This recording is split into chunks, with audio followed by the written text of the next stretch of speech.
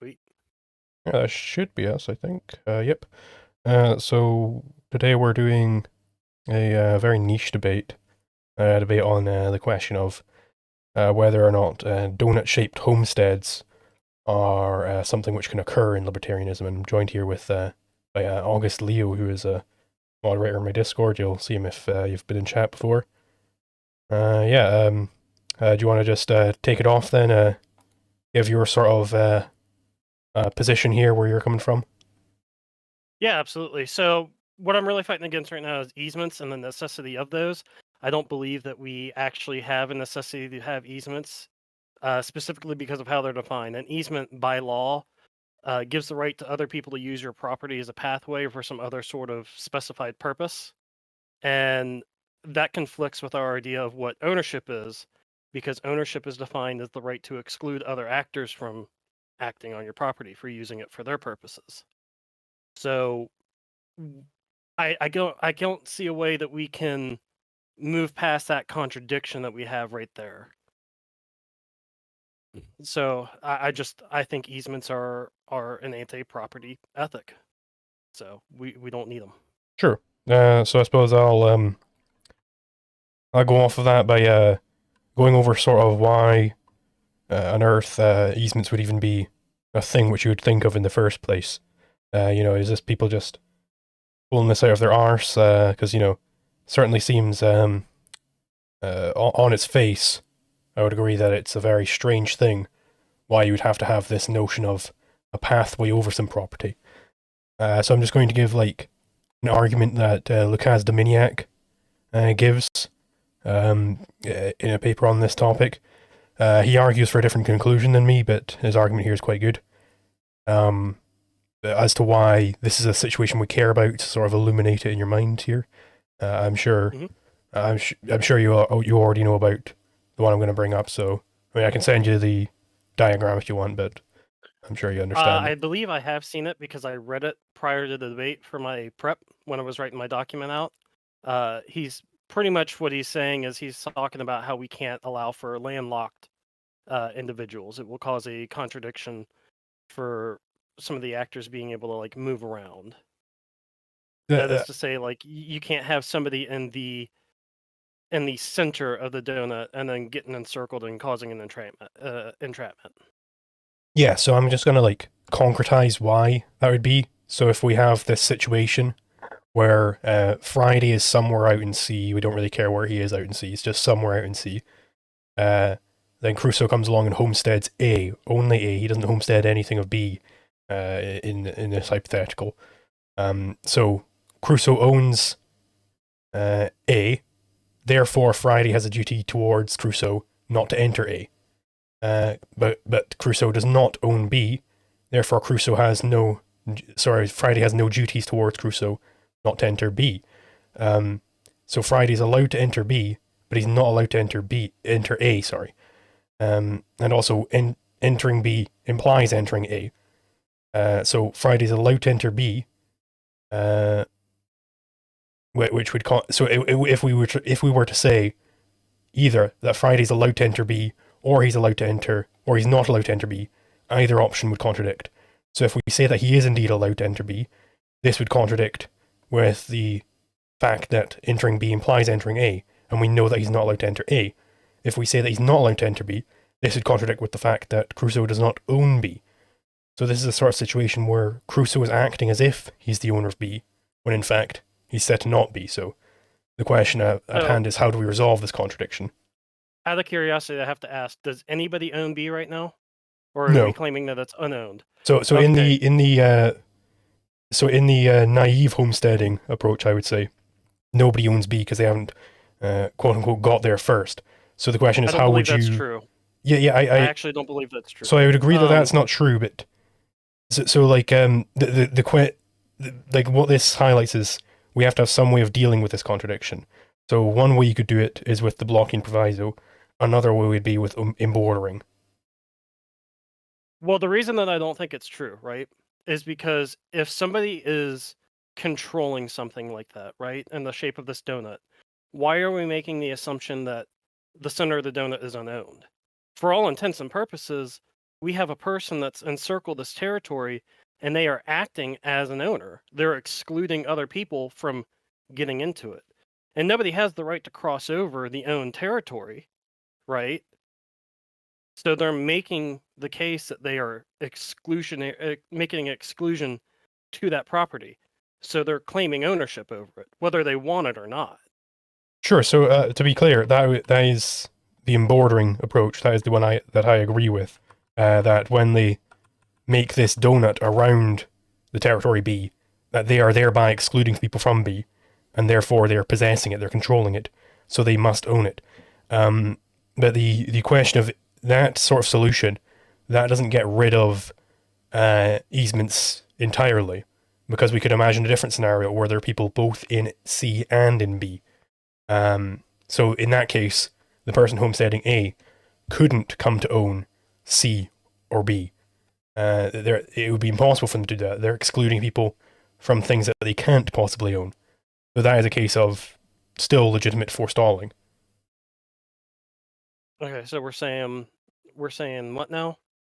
That somebody owns B now and they've been entrapped, or Yeah, so it would be a case of somebody lives inside the donut hole and somebody lives outside the donut.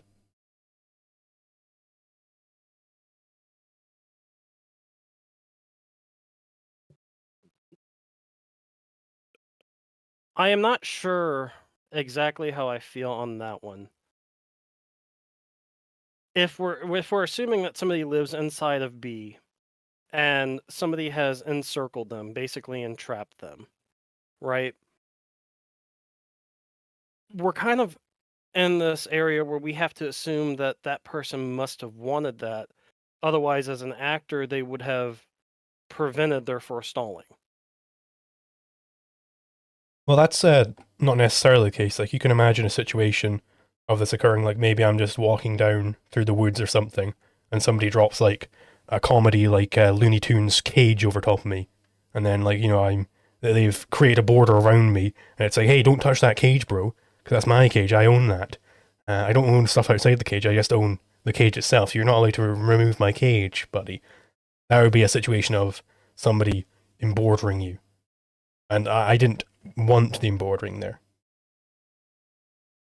Well, whether you wanted the embordering there or not is kind of irrelevant to whether or not it's their property. You're going to have to either ask them to move the cage or find some other way of getting out of the cage. Maybe you're just going to have to dig out underneath it with your hands. I mean, because like you could conceive of a sort of notion where it's not even like the Looney Tunes cage. You could conceive of a notion where you buy this giant parcel of land, this island, right? And you started to really work on this island and you started to put a fence all around it. And in the middle of your island, right? And like this little ocean spot, you've got another little piece of land that you haven't really messed with. And there's somebody there.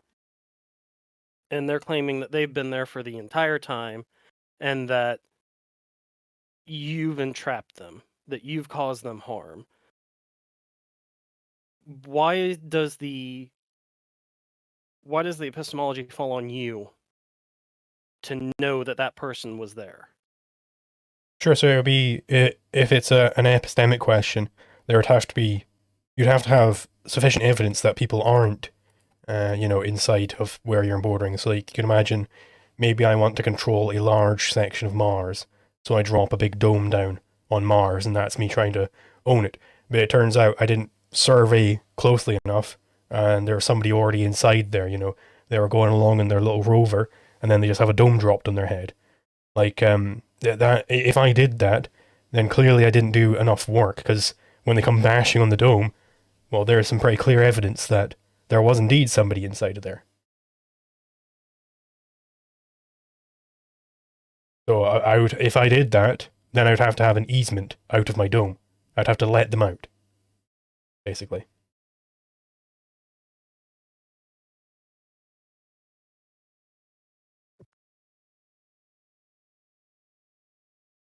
I mean, you might have to let them out, but I don't think that means that you're going to have an easement. You just have to give them passage. And I mean, I don't know. I don't think so. I don't know if the dome quite holds itself like that. Because it's still an epistemological problem of saying that you should know what every actor's intentions are. And it's just,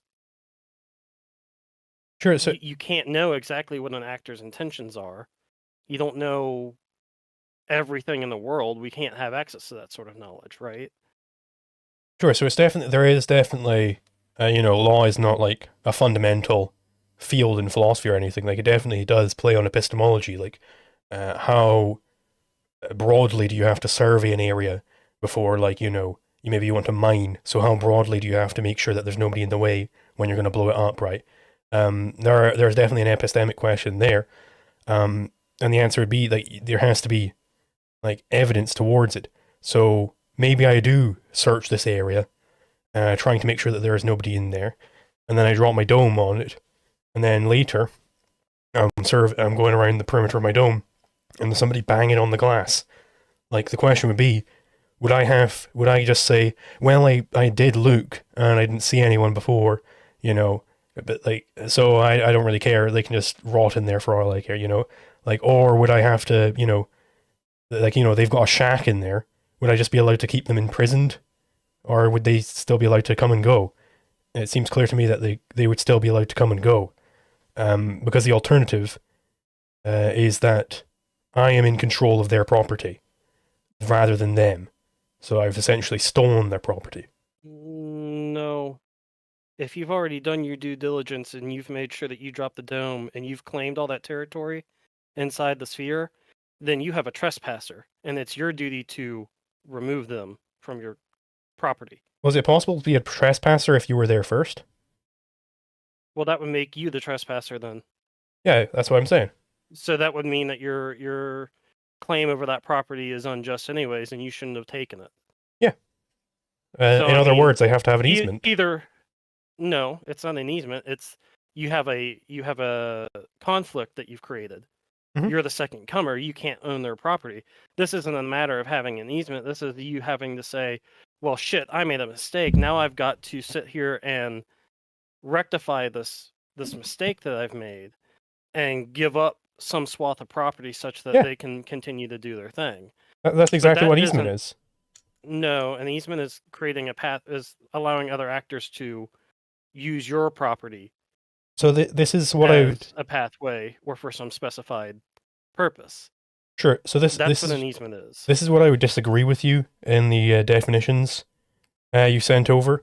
So I would say that an easement, you're right, you are legitimately losing some partial control over the dome or the fence or whatever you put down. You're losing some partial control, which would allow the people that you're fencing in to continue going about their business, as if you didn't commit this slight against them.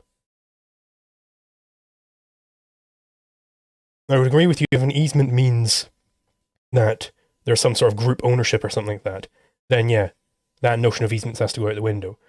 But when I'm using the word easement, and when, the blocking proviso people are using it, what they're meaning is you have to have some sort of passageway over this territory that you're trying to claim. You can't claim it in its entirety. You have to leave some free for people to get in and out.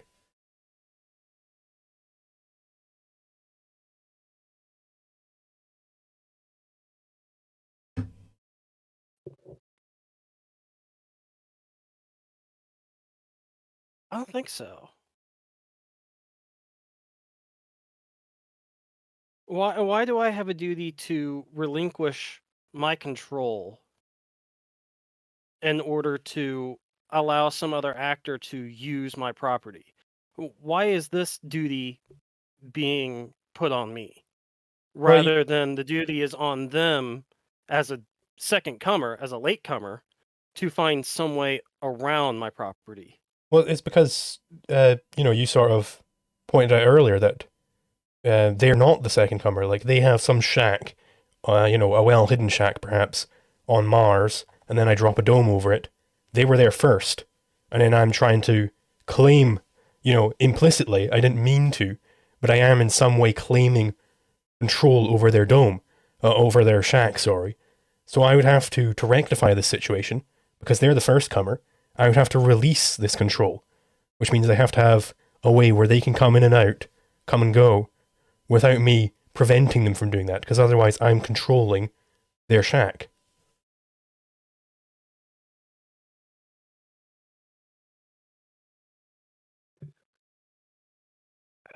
Um. So I think we have kind of an agreement that if you were to drop your dome over top of somebody else's property, we have a bit of a problem there. I think we understand that. The problem is, right, that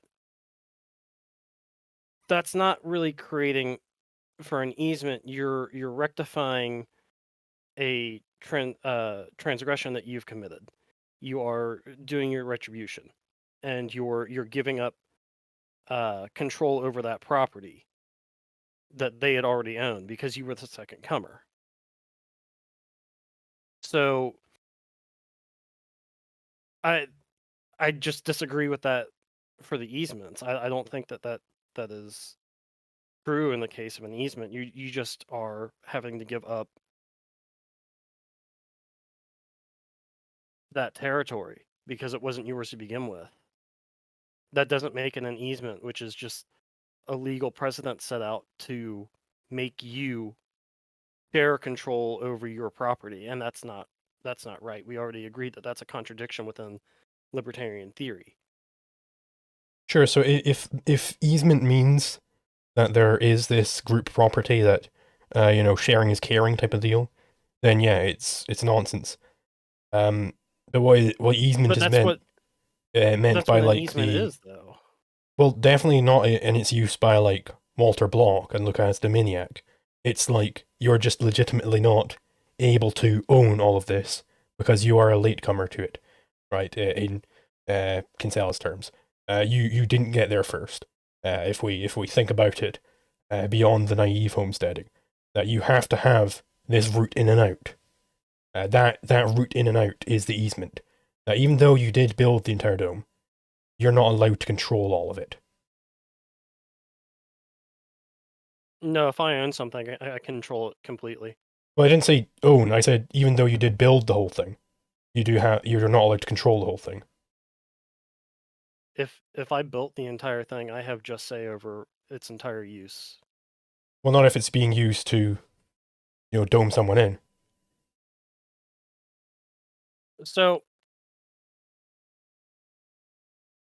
here's the thing, and this is the thing that was starting to irritate me last time when we were talking with Schizoid Man about it, right? As he was saying, you don't have the right to use your knife to stab somebody, and I think the issue with that is that it's not that you don't have the right to stab somebody with your knife; it's that you don't have the right to use that person's body as a stabbing implement, Mm-hmm.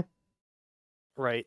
So it's I can use this dome or this property however I like, so long as I'm not transgressing, aggressing on another person. Sure. So you could keep this dome, you could paint it whatever colors you wanted. You could do anything like that, so long as you're not using that dome to prevent this shack person from coming and going as they please. That is the one thing you're not allowed to use it for. Well, there's other things, but that is one of them. So, like, let's say that I had a just claim over half the earth, right? And I created a fence that circled the entire equator. Am I entrapping you then by doing that? It would depend. Are there already people in the northern and southern hemisphere? Like I could run through the possible things. Maybe there is nobody on either the north or the south, in which case you haven't really excluded anybody from either, so you're not owning either until somebody comes along for there to be a conflict, right? Or there's people only in the north or only in the south, in which case you would own the other hemisphere because you're excluding everybody from that other hemisphere. Or there's people in both, in which case you couldn't claim ownership of either hemisphere, in which case you'd be forestalling.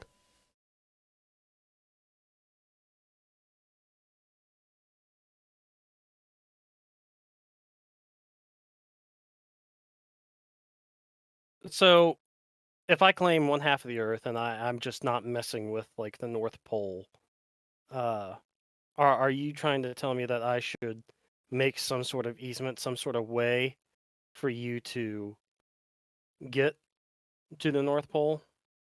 It would depend on whether there are people already in the northern hemisphere. If there weren't any, then that's fair game. You've excluded it. Obviously, ignoring the question of like obviously oceans are often parts of borders and stuff. Like we can just imagine the Earth is like a Minecraft world or something. Just everything is just perfectly like grass all over it, right? If I was in the south, there was only you and me on Earth. I was in the southern hemisphere, and you put a big wall around the equator, then you'd own the entire northern hemisphere because you're preventing me, the only other person around, from getting to the northern hemisphere. I'm being excluded from it. In other words, you are controlling the north. Sweet, I'm the king of the North. Um, I don't see any reason why I have a duty to let you into the Northern Hemisphere I'm saying you at all. don't. If there's Right. nobody else in the northern hemisphere, nobody in there, then you are genuinely controlling the entire northern hemisphere, and you're allowed to do that because there's nobody up there. It would be different if Mhm. there were people up there already, because then you couldn't gain ownership of that because you'd be a latecomer. So you couldn't have that Potentially, maybe I traded out. for it. Sure, if You you know, purchased everything in the northern hemisphere, then yeah, you could again complete your wall around the equator. yeah, but like I own that entire fence, so you can't get through that fence without coming to talk to me first. Well, it depends You know, y- if there are you're already you're people the up in the one. north, right? Then that would be you controlling. You are exercising control over the north, right? Which you wouldn't be allowed to do if there were other people up there who own property up there. You'd be exercising control over their property.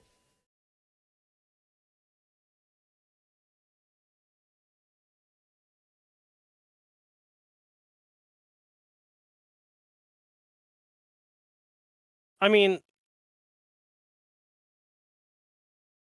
I'm still not convinced by this because it's still allowing for this easement is still a contradiction with ownership itself. It's just on its face that I don't have any sort of duty. We talk about this all often in uh libertarian theory where we don't have any real positive duties. Well, every right comes with a duty for others to respect that right. Like, I have a right to use my body how I want, which means you have a duty not to stop me from doing that. And vice versa. But I think the way I to have a duty to not be, to make sure that I'm not aggressed upon. But you don't have. I don't necessarily think that that means that you have the duty to. Well, no, I guess that would mean that you have a duty not to aggress upon me, Mhm. so long as you want to make sure that you're not being aggressed upon. Yeah, so I would say the main contention here seems to be what an easement is. I think the way I think about easements, and the way it seems to be, at least in Dominiac, and the literature I've read on it, is that an easement, perhaps they're not as precise as I am. Maybe I've misread them or something. But I would say the way to think about it as an easement isn't that other people are owning what you already own. Rather, it's that you're not allowed to own that in the first place. You're not allowed to seal up that donut. You weren't able to homestead that final section. I think this is the innovation that Dominiac, in particular, brings to the Blockian Proviso. Even though I disagree with the Blockian Proviso, he has a much better way of explaining it than blocks like I property don't vacuum necessarily deal. think that one is true. So, like, if somebody owns territory, and I actually have that in one of my slides in the document here. Which page? Page 2 of 5. If you look at it, I've got the go stones. I have white stones completely surrounding the black stones. I don't think that causes an aggression, right? Because black owns all that territory that's right there with him, and then white owns everything around that. It's not our duty to make sure that black has a an aggress. It's black's duty to make sure that he has some way out. Yeah, that one. So yeah, in this particular case, because there is only two people, here white would own the entire border region, and black would own just the middle. It's because black is being, if we imagine these are little guys standing shoulder to shoulder, black people are being excluded. Maybe I shouldn't say it like that. The black stones are being excluded from walking over here, and the white stones are being excluded from walking into the middle. But they can both walk into this like no man's land in the middle, like in between them. So yeah, so the question it would be, why is it that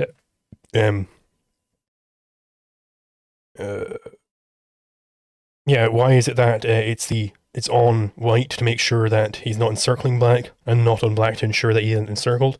Well, it's the same thing with, any other aggression. Why would it be on me to make sure that I'm not punching you, and not on you to make sure that you don't get punched? Like, you're allowed to be, maybe you just, you want to be belligerent or something, and you're kind of like egging people on. Like, you can definitely get yourself into dangerous situations like that where you get punched. But that doesn't mean it's not on the people committing assault to not do that. It's still on them to not do that, even though, you were asking for it, if we want to be anti-PC. There's no conflict here. Nobody had claimed all this other property. It's just that the actor that lives in black didn't make for himself an easy way to aggress. Sure, so that's not on white. So in this situation, I would agree there is no conflict, because white is just excluding black from the edges, and black is excluding white from the middle. But this is different from a situation where, maybe we have a white line down the middle, and black stones on the other side. Because then white is saying that he owns these black stones on the other side, which is causing an aggression. Because he didn't get there first.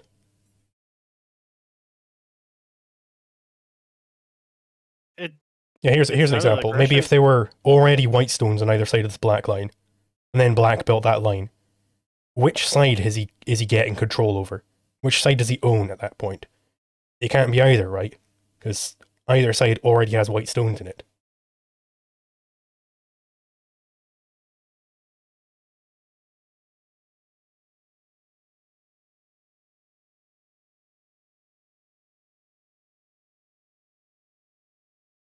We might have lagged out. Are you still there?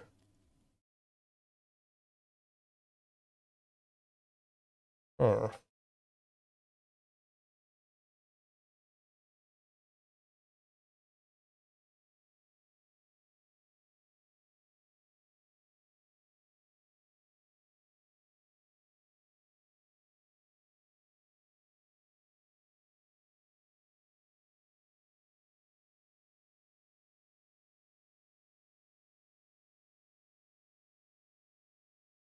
Hello? Thank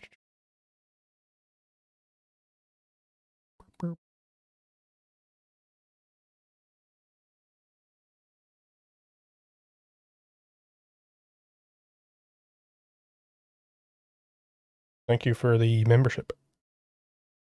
His internet went out, so he's going to be back in a bit. In the meantime, I suppose I can address chat. So,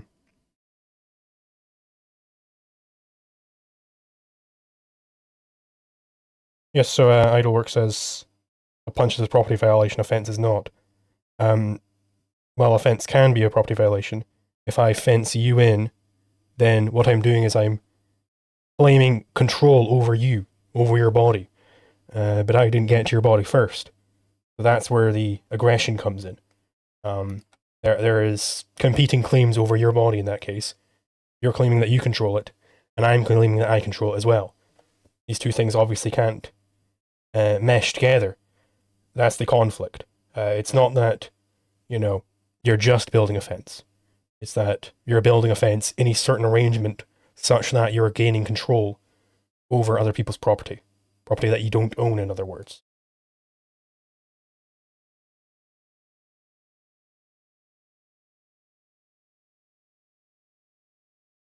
Exactly. If you can't think of actions that allow you to homestead property ethically, then you don't get to do it, right? And you can't homestead other people's property.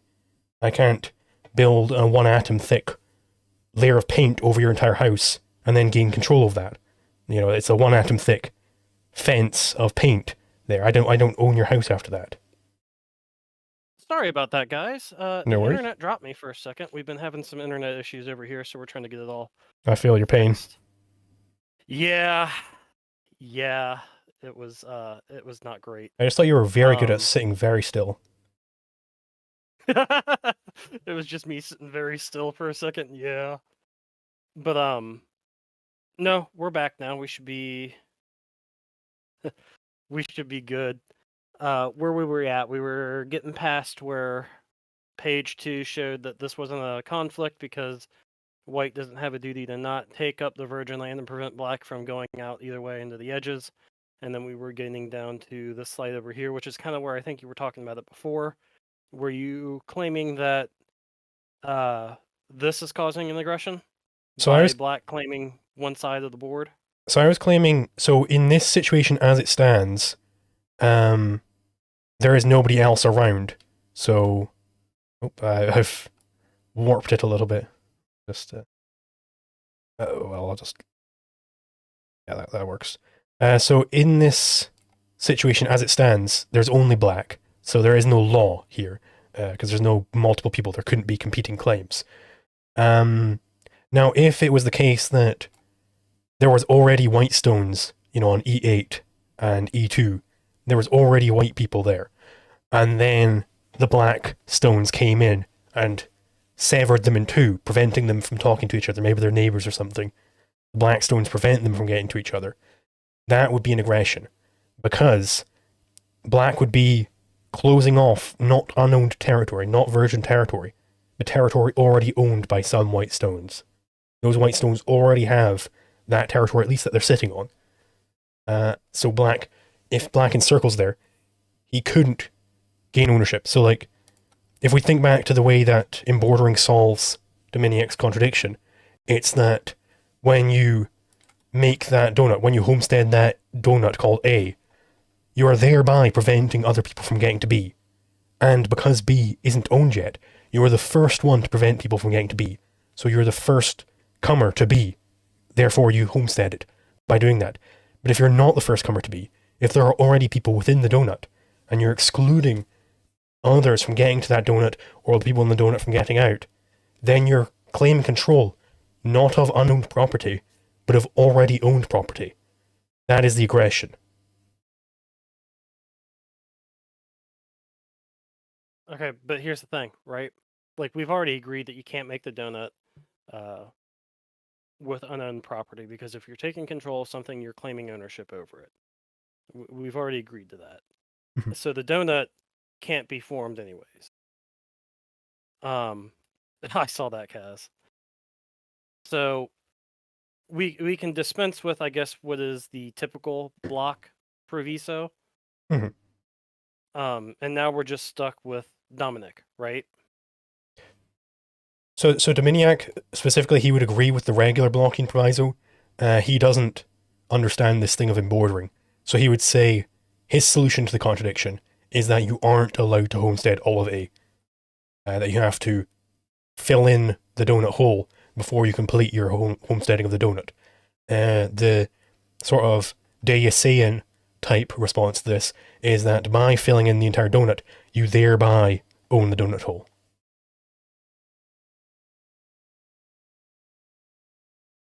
But this solution doesn't work when there are people already in the donut hole and outside the donut hole, because then you couldn't come to own either C or B.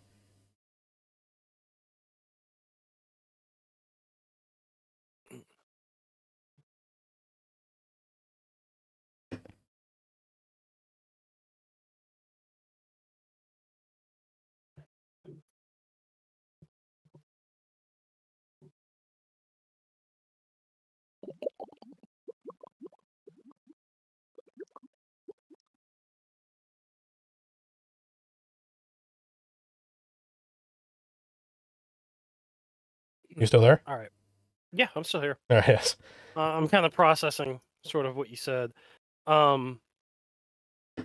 So I'm not allowed to build a fence to prevent other people from crossing onto my property then, because I would be blocking off other people from getting to the other side, which is virgin land.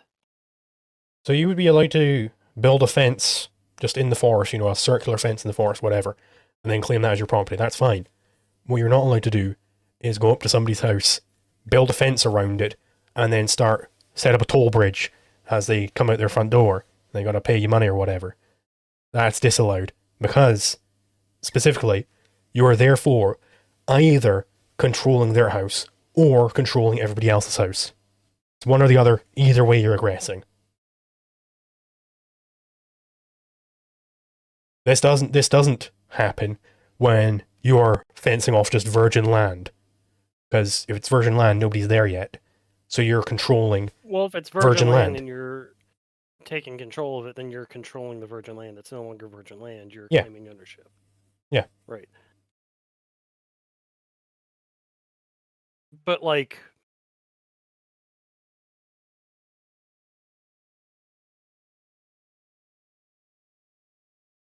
let me go back through some of my arguments over this.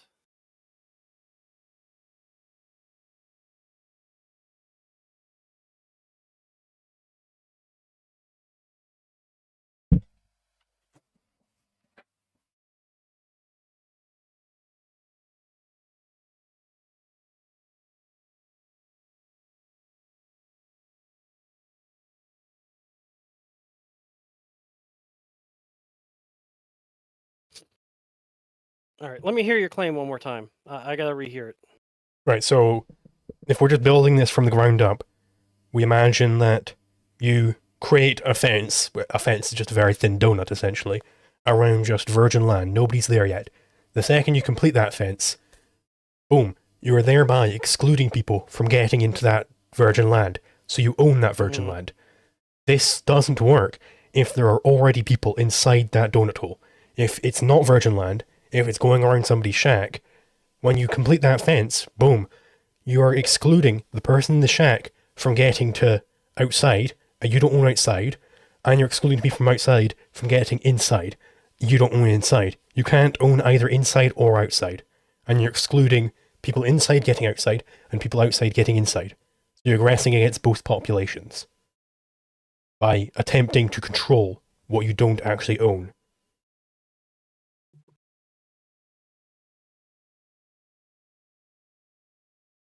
I don't necessarily think that you would be able to build the fence around somebody else's property, because I think that would show some sort of aggression. You would be violating their property rights by taking over their property. I agree. So the solution to this is that you have to let people in and out, which is what easements do. They let people in and out.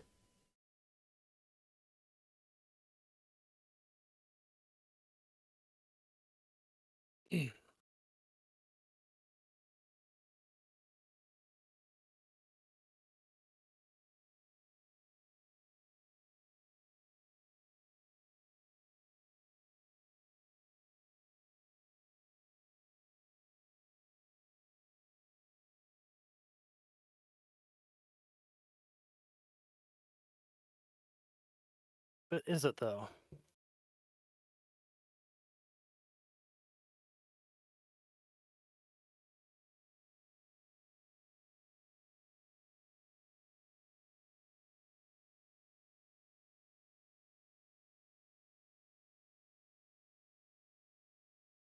I'm not sure.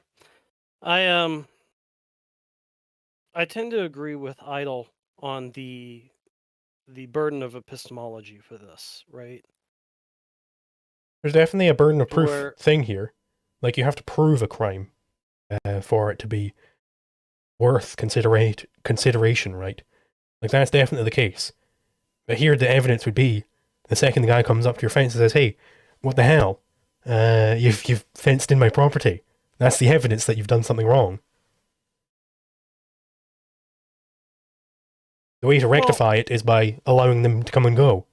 That's how you sort out the problem. The way to rectify it is simply by saying, okay, well, I don't own that property, so I can't build a fence around that. Well, you've already built the fence. It's we're assuming. Like you've already done the surveys. You like you thought there was nobody there, but it turned out you made some sort of error. You were mistaken when you assumed that when you thought there was nobody there. So maybe at one point it was the case that hey, there's enough evidence for me to build this fence. There's enough evidence there's nobody there. Then you build the fence, but maybe you overlooked something. You didn't search in one of the caves in there or something. Actually, you thought nobody would live in a cave, but then it turns out there was somebody living in that cave. You've made some error of judgment, an honest error perhaps. So it's not like maliciously you've done this. There's no mens rea. They aren't allowed to fence in you or something like that as retribution. Rather, the way to restore this person is to say, all right, I messed up. I didn't realize there's someone here. You can come and go, right? I'm going to just open up an easement over my fence where people can come and go.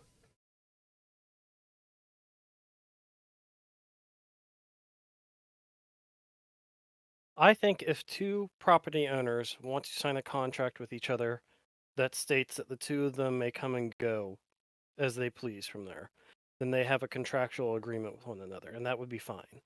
But again, I don't think that necessarily makes the argument for an easement. That just makes the argument for a contractual agreement between the two actors. And again, if we're assuming that I've done all the work already to try and make sure that I'm not capturing somebody else, right? And I set up this fence and claim this whole territory as mine, and some guy comes up and says, well, no, actually, you see that cave there in the center of your property, I actually own that. Well, I'm gonna have to say that they're gonna have to prove it, right? I don't have to just let them onto the property and into the cave. They're gonna have to justify their claim. Sure, the proof would be, in the case where they're already there, is that they're banging on the inside of your fence. It's like, bro, I'm here, look, my house is in the cave, I can show you. Like, that's the evidence that they were already there first. Right? Like, so clearly there was some error in the surveying of this land, which was supposed to make sure that nobody was there already. Turns out there definitely was somebody there. So, you messed up, right? So is your argument then that just building a fence is aggressive? No, you can definitely build fences, but you can't build fences around somebody's property and stop them from going anywhere. Well, what's the difference between you building a fence on your property and excluding me from getting onto that, and me being excluded from getting to the other side of it? In one case, the thing you're fencing off is owned by you. In the other case, it's not. That's the difference. Right, but it's not your job to make their lives easier to get them to the other side. It's not about making people's lives easier. It's about not claiming control over that which you don't own. Making an easement right in the name, it is about making it easy for them. Right, but the justification isn't that it would be nice if you did this. The justification is that you're not allowed to control things that you don't own. Right, but I control all of my property. Mm-hmm. I don't have to let you through my property to get to some virgin area. I didn't say virgin area. I said property that you don't own. I'm saying you're allowed to fence in virgin land. You're allowed to do that. Right. And then you own that virgin land, but you're not allowed to fence in somebody else's house. That's what you're not allowed to do.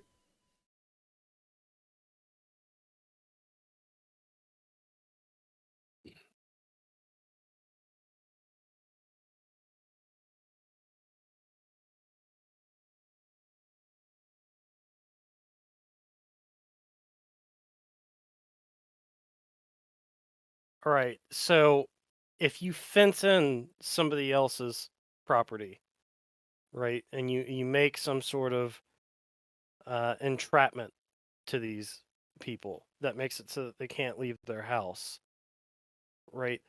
Where exactly are you building this fence? Are you building it like just on the edge of their property, or are you actually inside their property? And we're claiming that it's a property violation. rather than just preventing somebody from getting to virgin land. For this case, it's obvious. Which is what forestalling is about. So in this case, it's obvious why building a fence literally through someone's living room would be an aggression. So we'll say we're not doing that. Rather, you are just building it around somebody's property. Like, they've got a house on top of a hill, and then you build it around the base of that hill. That is what I'm claiming is aggressive. Not because you're preventing people from getting to virgin land. Preventing people from getting to virgin land means that you own that virgin land. i.e. is no longer virgin. Whereas, preventing people from getting to that which you don't own is you claiming control of that which you don't own, which is a fairly decent definition of an aggression, right? There's a conflict over that thing. One person is trying to use it for one use, one person's trying to control it, whilst I'm also trying to control it. It's rivalrous. Only one of us can control it at any given time. So there's a conflict there. Which we were resolved by going through a first-comer ethic. Mm-hmm. And the guy's house on the hill, he got there first.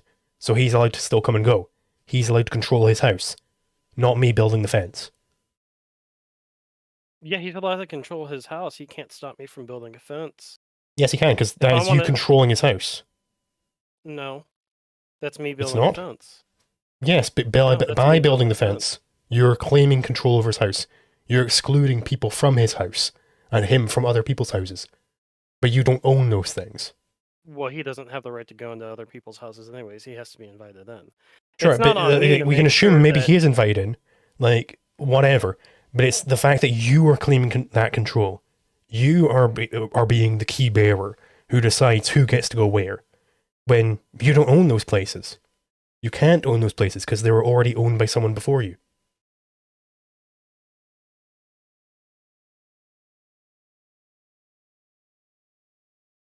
If we are assuming that I am just building a fence around property that somebody else already owns, such as what we had in the go table with the white stones surrounding the black stones, right?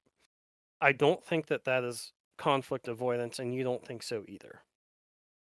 And this is synonymous with the thing that we're discussing right now, where if I build a fence around somebody else's house, this doesn't cause conflict in and of itself. It does if there are already people on both sides. No. Maybe I am building the donut homestead and somebody else is in the center of it. That's fine. It's still not causing a conflict. Well, it does, because you're controlling it. So, like, we could go back to the... I'm not controlling him. He's controlling his own property. He just lives inside the circle of my But property. so are you, right? You're controlling certain aspects of that property as well. So there's a conflict there. You're both trying to control it. I'm not controlling anything from his. He can get a helicopter, or he can dig his tunnel underground, or... But then he's got a teleportation device. For that answer, you'd have to throw out that encircling something, embordering something, constitutes controlling that thing. If it doesn't constitute controlling that thing, you have to resolve Dominiac's contradiction again. If it does, it's resolved. But then you have to deal with this fact of, well, if I encircle somebody's house and I can't own that, then I can't come to own that, right, by encircling it. So either encircling something does count as controlling it, or it doesn't. Either way, you've got to deal with the maniac's contradiction. It's dealt with trivially by this case of where encircling something counts as controlling it, but then, encircling somebody's house counts as controlling it. You'd have to deal with that situation.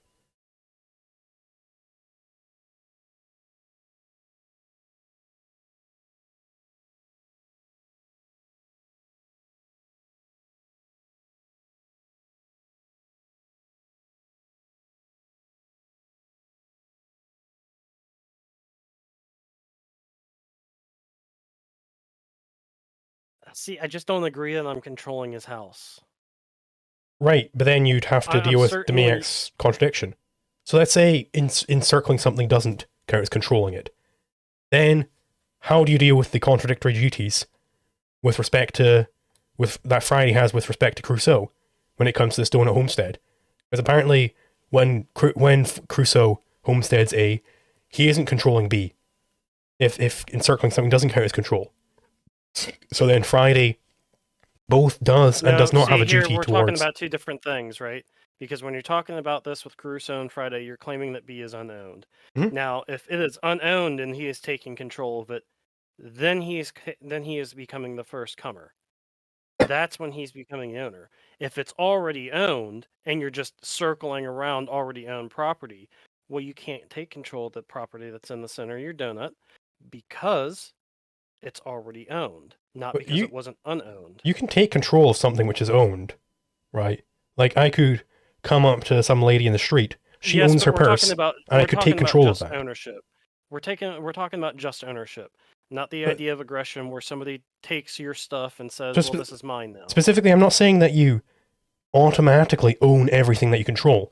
I'm saying that when you circle something off with a fence, you're controlling that thing that you're circling off. That is the claim I'm making. Whether there's a house in there or not, you're still controlling it. You're controlling whatever is in there. I don't see how that's true. If I'm not having So anything to do with if it's what's not inside true, the center, like if we say that it's not true that you are controlling that which you fence off, then the donut homestead problem arises that Friday has contradictory duties with respect to Crusoe for his donut homestead. The way you resolve this as an emborderer is that he controls the donut hole. Right. How does he have these contradictory duties? Exactly. So Friday would both be allowed to enter B, and he's not allowed to enter B. So he would be allowed to enter B because Crusoe doesn't own B, and he's not allowed to enter B because entering B implies entering A, and okay, Crusoe but owns hold A. on. Hold on. We've already established that B is unowned and it's being controlled, right? No, because you said you don't see how you control something by fencing it off. So I'm highlighting the issue with that view. Is that you have this contradiction here. So you have to resolve that contradiction in some way.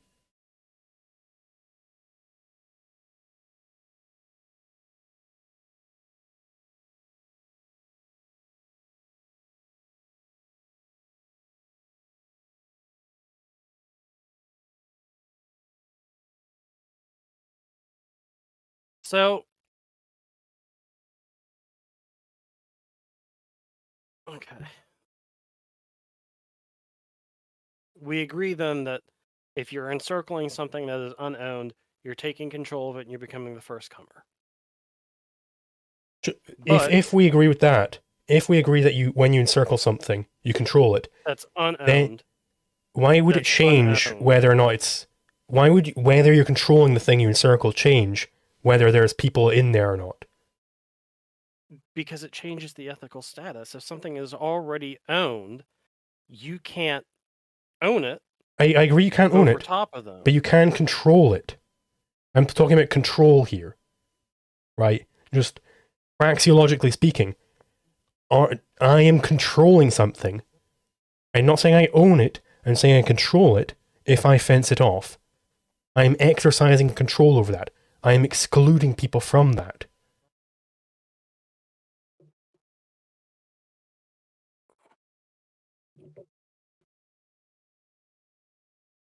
You're excluding people from exiting their house, is basically what you're saying then. I'm excluding people from things that they don't own. In the case where there are people inside the donut hole. Where there aren't, I'm excluding people from what they don't own, what nobody owns. So therefore I come into ownership of it, because I'm the first person to exclude people from it.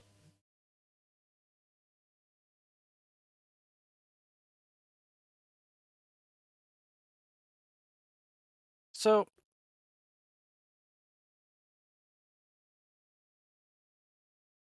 I gotta work through that a little bit. Because I've read through some of this before with Dominic's contradiction. I don't really agree with him on it, and he's kind of all over the place when he writes it out. It's very poorly written. Well, I shouldn't say it's very poorly written, but I think in the one sense, me building a fence around your house, right? And let's say that for some reason you don't have a pathway that lets you out into the vast world out there, right?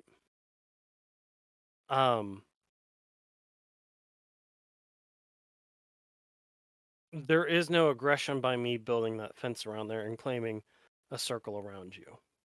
You're not just claiming a circle around me, right? What you're doing is you're preventing people from getting to my property. You're excluding people from my property. No, I just made it more difficult. Like, you're excluding them, right? You're preventing them from I getting have there. the right to exclude people from using my property. Not my so they property, can't go though. through my property. Right. You're not They allowed can to use a prevent. You're not helicopter allowed dig to down exclude for it. people. You're not allowed to erect barriers between people and my property. Right? Because we Well, then I'm agree. not allowed to build a fence. You are allowed to build a fence if there isn't somebody else's property inside that fence. Because you're allowed to exclude people No, from things they because if I don't build a own. fence, and then exclude somebody from getting to your property, then you're My saying property, there's right? I'm no saying when there's aggression. virgin land within the fence. We agree there. When there's virgin land in the Okay, middle, if there's that you virgin are land- indeed if excluding people there's from virgin getting in land- there. Right, but if there's virgin land within the fence and I'm building a fence around it, then I'm taking ownership of the virgin land. Because It you're doesn't excluding work when people from somebody it. already owns that. Right, it doesn't work when somebody already owns that, because somebody already owns that, and I can't make exclusion. But you can exclude people from uses. something that other people own. Like, that is possible. Like, I could go up to somebody, take their ring, and put it in a safe, and I'm excluding them from getting to their ring. You are able to exclude people from things that you Yeah, but you're not don't able own. to do that justly. I agree. You're not able to do that as an ethical I act. agree. It would be unethical for you to build this fence around me.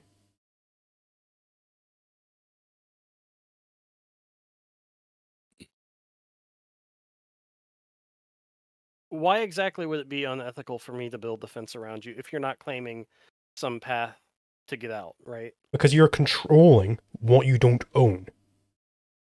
I'm not controlling you. You're So free to do when- with your property whatever you want. However, I don't have to allow other people to get to you easily, and I don't have to allow people to use my property to get to yours. So let's just run through the steps here. You would agree with me that in the case where you've just found some virgin land, just a field in the middle of nowhere, and you fence it off, this is you controlling the field, right? Yeah, that would be you controlling the field because it's not owned. Okay. If there was a man standing in the middle of the field, and I fenced it off, would I no longer be controlling the field? Would I not have taken control of that field in the exact same way? Well, it depends. Is he claiming ownership over the field, or Well, he definitely owns the standing room. Like, he's standing there, right? But am I controlling that field? I'm not asking do I own it. I'm asking do I control it?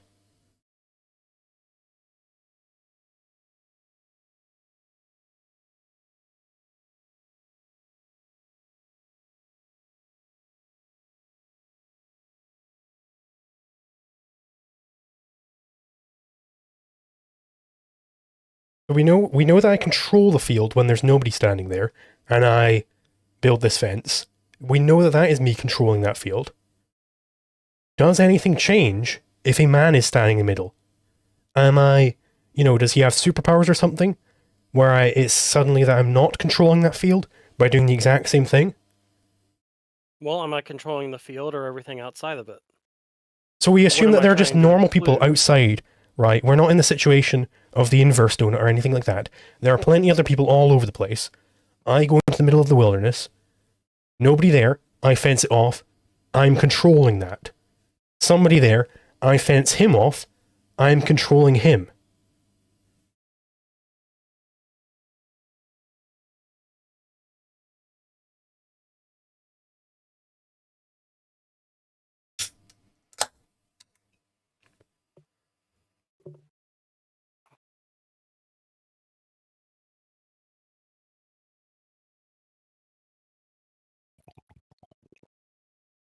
No, Casimir, I've already talked to him about the helicopters. I've already tried to tell him that if you make the sphere, it's not your responsibility to make it an egress for them. They have to make their own way. He's debating right now that you can't make a sphere, because if you make a sphere, you're controlling the person inside of the center, which I contest. I don't think you are controlling the center when somebody else already owns the center. You're controlling everything outside of the center and preventing them from getting outside of their own territory. Right. You are controlling that from their perspective. You are controlling everything outside, but you're not allowed to, because you don't own everything outside. You can't because other people already own it. Like, let's take one example of just a big noose, right? It's a fence and it's a noose, so I can just contract this fence slowly and slowly, slowly. I can make it smaller and smaller and smaller, right? This fence initially is 1 mile in diameter, and you're standing right in the middle. You're claiming that I'm not controlling you. Okay, I shrink it to 0.5 mile in diameter. You're still in the middle. At what point of the shrinking, like, could I get this thing right up to your nose, like an atom away from you, so you can't move at all, and I'm still not controlling you at all? Like, maybe you're encased in, like, carbonite, where it's 1 atom away from you at all times, and you're not allowed to move anywhere, or else you're pressed up against my property, right?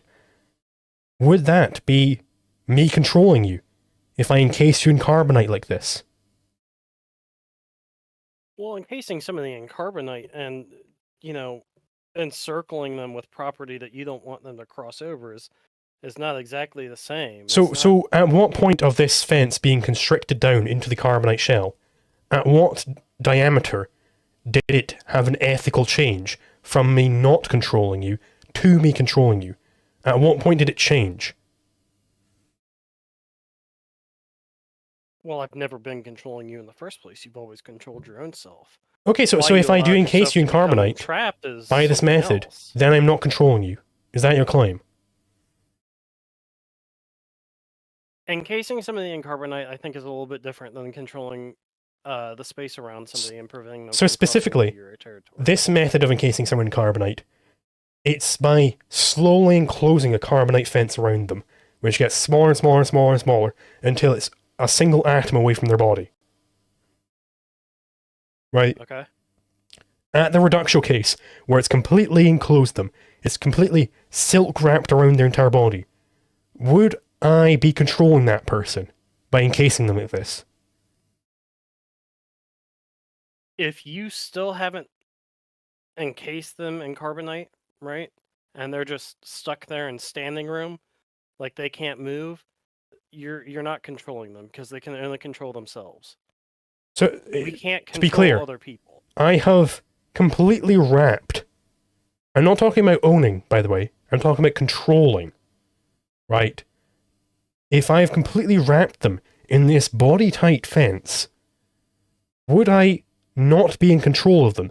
I.e., am I not excluding them from getting elsewhere? Elsewhere meaning things that I don't own, and am I not excluding other people from getting to them, who I also don't own? Right? Is there not this two-way exclusion going on?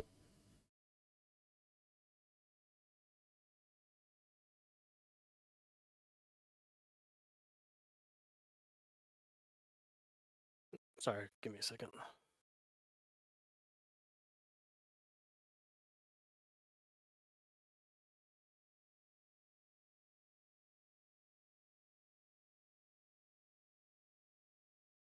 Yeah.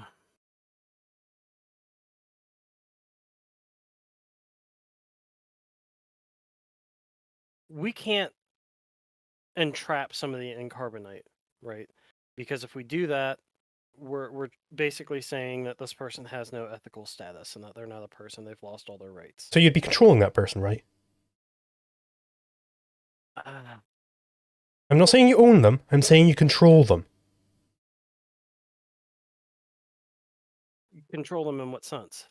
Like, I have control of this person. They are in my possession.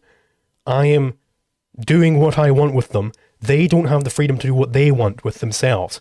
I am in control here.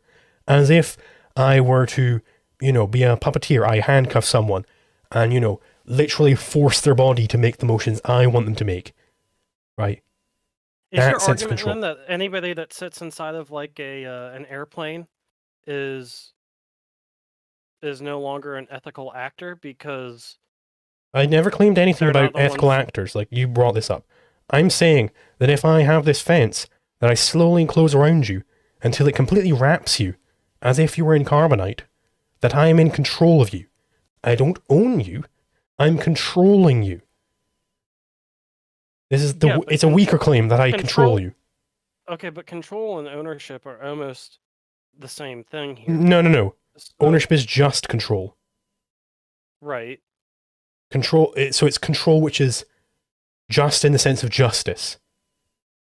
It's justified control, which is different from control. Like if I steal your wallet, I'm controlling your wallet, but I don't own your wallet. You still own your wallet. You'd be the one who can justifiably say what is done with that wallet.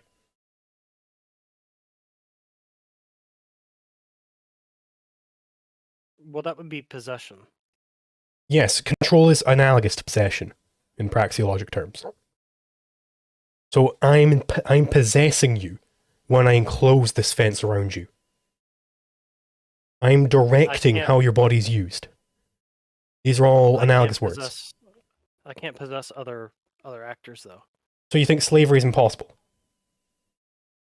Not talking ethically. Yes. Not talking, is it ethical to enslave people? I'm asking, is it literally impossible for me to enslave someone? Okay. You can't do it ethically, and the ethical status matters here, right? Mm-hmm. Because that's basically what this comes down to. Anyways, this is an ethical argument. This is an argument about law and morals. But right now it's just about whether or not it isn't. Like, we need to get down the weaker case of whether or not you're controlling something by fencing it off. Like, we need to get through that first before we can move on to the broader question, or rather more narrow question, of whether you can own something by doing that. That's a separate question. Right now it's just the question of, is it possible, rather, is it impossible for me to possess someone else by encasing them in carbonite like this? Am I not possessing them? Are they in control of their body? Like, clearly not, right? I'm in control of their body. I get to decide where they go. I get to decide all that, because I've encased them in carbonite. They aren't in control anymore. I am. So if you define control right now, exactly how are you defining control? Just analogous to possession, analogous to direction. It is when, ostensibly, like, I am in control of my arm because I can move my arm up and down. If you were to grab onto my arm, if you were to have Superman come along, grab onto my limbs, and he gets to decide where they go, he's in control of my limbs. I'm not, because he's the one making the decisions. I am not. If I'm the one making the decisions, it's my will which is determining where these things go, then I'm in control.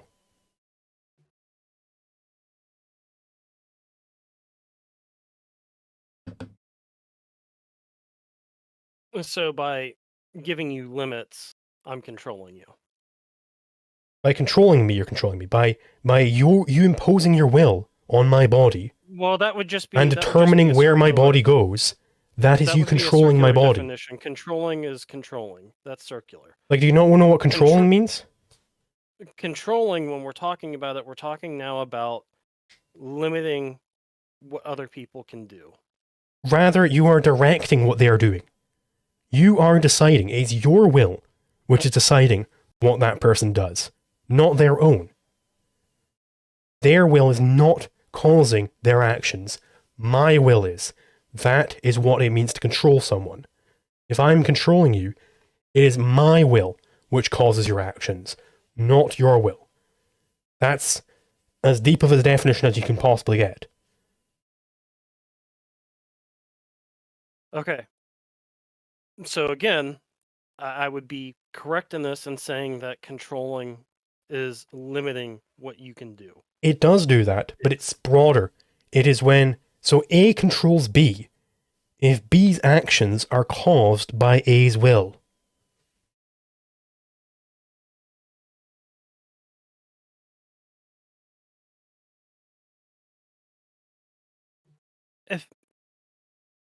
Meaning action in the metaphysical sense, by the way. So just their motions, their behavior, I could say, to not confuse this with praxeology. So A controls B when B's behavior is controlled, is caused by A's will in particular. When A wants something to happen with respect to B, then B does that thing. Not because B wanted it to happen, not because B willed it, but because A willed it. B has no say in the matter. That is the state of being controlled. Well, B has no say in the matter on how I form my territory either. Right now we're just getting down whether or not right now we're just getting down whether or not I am controlling somebody by wrapping them in carbonite. That's just all we have to do right now. I would say that it's not unethical to create barriers that prevent people from crossing into your territory. Right, and I agree. I would say that. But I'm talking about a different situation than that. No, you're not. It's actually fundamentally there's same. People both in B and C. You were talking about a situation where it's your territory, my territory, which is a situation where there's nobody in B. That's a different situation. I'm talking about a situation, there's people all over the planet, just as normal. I go into some field, I see you there, and I start enclosing my fence around you. Right? And it gets to the point where it's wrapped you completely, skin tight. In this situation, I think it's so clear that I am in control of you. I'm possessing you. No, because I can't possess you. No, I'm possessing you. Right? It's possible to possess another person. I can slap handcuffs on them. You know, I'm in possession of that person. They don't get to decide where they're going. I get to decide what they're doing. Right? They are not in control anymore. If I allow you to. You might have handcuffs on me and I might still fight you off. But if I'm Superman, I've got Superman with me, and he's just got a hold of your limbs, you're not going to fight Superman off, are you? He's going to decide if he wants your arm to raise, he's going to raise your arm. That's not you being in control of your arm, that's him being in control of your arm. If you want to lower it, tough luck. Superman's got a grip on it. That I would say is aggression, but I don't think that's analogous with the fundamental problem that we're having with easements. So this is just getting through the point that it is indeed possible to control another person. Okay. So you would agree that Superman is controlling you. Stop for 2 seconds here, right? Stop for 2 seconds. Do you agree that if Superman were to take your arms and raise them up above your head and prevent you from using your arms, that he's committing an aggression? Most likely, yes. Why? Because he's trying to control something which he doesn't own. Easements are not valid then because they are controlling your territory, which are not theirs to control. No, they're not. Right? We need to. The discussion with that. So we just need to get through this, right? So we agree that it is possible for one person to control another person. It's possible for Superman to control you, right? Not ethically. Okay, right. Whether ethically or not, that's outside the question for the moment. For the moment, we just need to establish this point of whether it's possible for one person to control another, because you were taking contention with that before. Right? So it's possible for me to control you.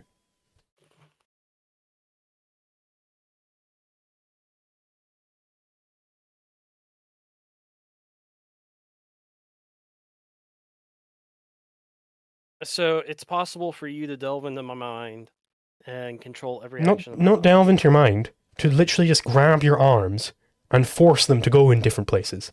That is me in possession of you.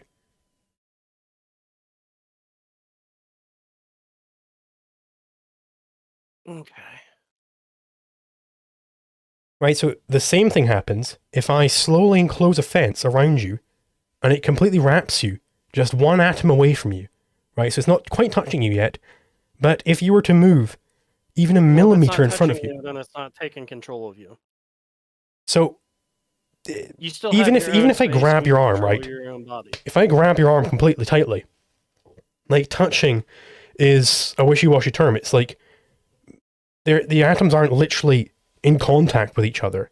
they're a little bit far away, right? There's just some magnetism repelling them. So this thing, it's as tight can be. If it got any tighter, it would squash you, right? And I have constricted the fence to this point. It's just a complete skin tight wrap. That would be me controlling you, right? Just as me grabbing onto your arms and deciding whether your arms can move is me controlling you. No. Why? What is the difference there? Because I'm not trying to control you when I have you. I'm talking about me wrapping a fence around you, right?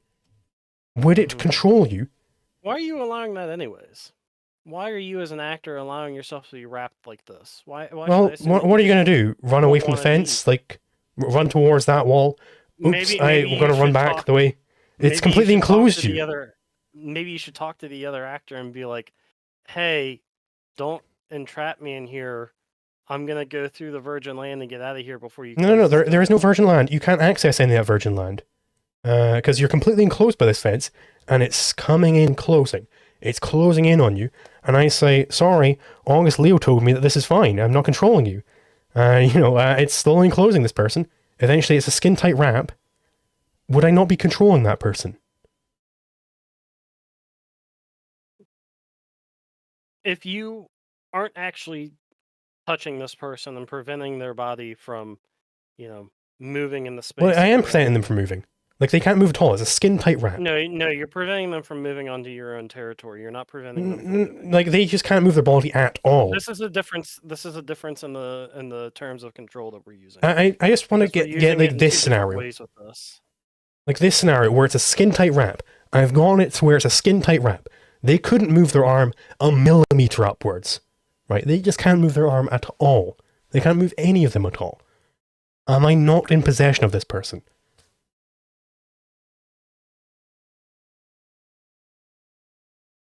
Because we agreed that I would be in possession of them if I had Superman grab their arms. Seems to me that this is exactly the same. No, we agreed that it would be an aggression. We also agreed that he would be in control of that person, that he's possessing them. The reason why it's an aggression is because he's possessing that which he doesn't own. You would be controlling the movement of their arms. You wouldn't be controlling the actor themselves. Well, I mean, he's controlling one part of them, namely their arms.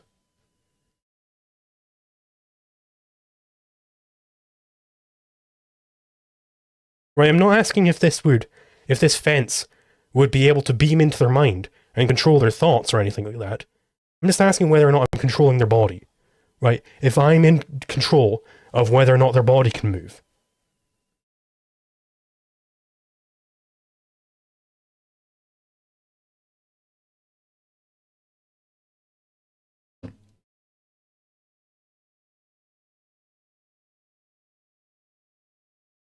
No, I don't think so.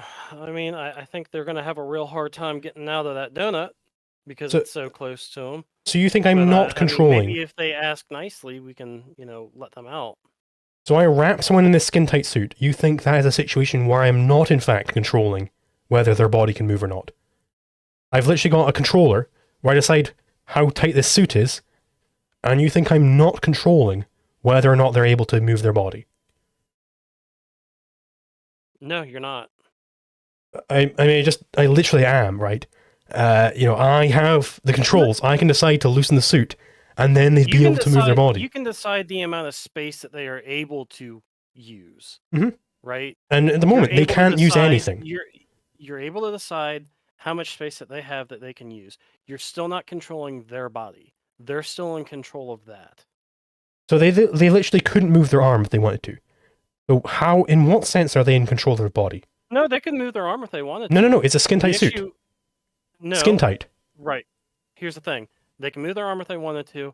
It just matters whether or not they're going to trespass on your property when they do it.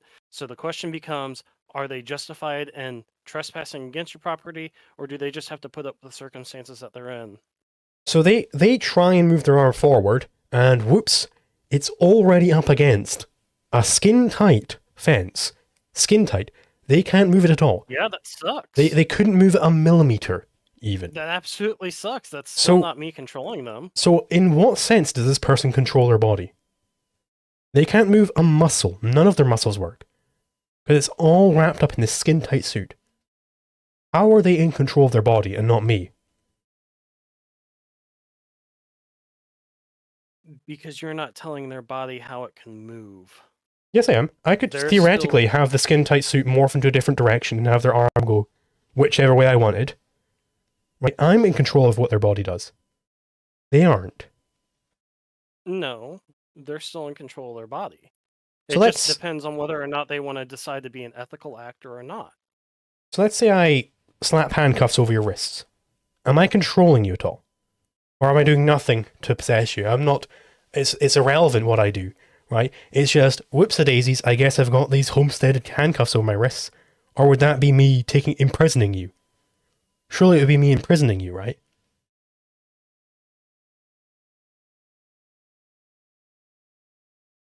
Repeat that. So I slap handcuffs over you, right, over your wrists, and you can't move your wrists whichever way you want anymore. Am I not imprisoning you there? If you slap wrists on my wrists, are you imprisoning me? Mm-hmm. Well, you certainly slapped handcuffs on my wrists, but I wouldn't say that that's necessarily imprisonment. I can still push up against you and try and fight off. What if I dropped a prison cell over your head? Would that be imprisoning you? If you dropped a prison cell over top my head? Mm-hmm. I mean, I guess I might be stuck. Would you be imprisoned? Trapped, but I might be in prison, but I'm still in control of my own body. Okay. Why is imprisoning someone without their consent, why is that a crime?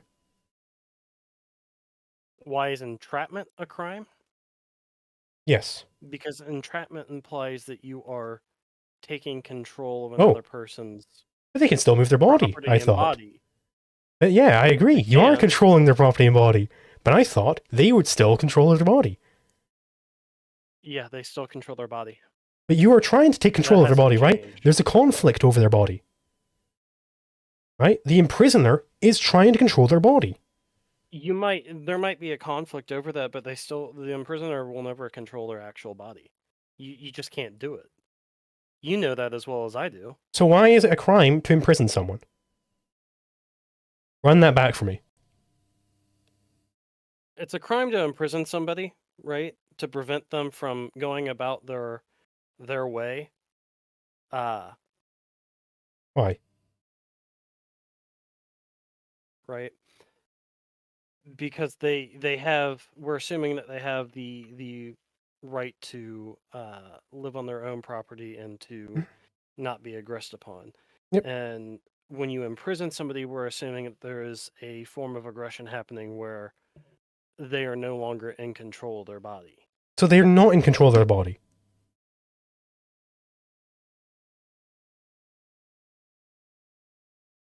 Right? They aren't in control of their body. That's why imprisonment is wrong.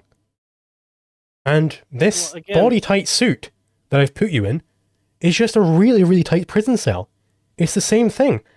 The size of it doesn't matter. It could be a mile wide or right up against your skin. It's the same principle. I'm imprisoning you. That is the crime.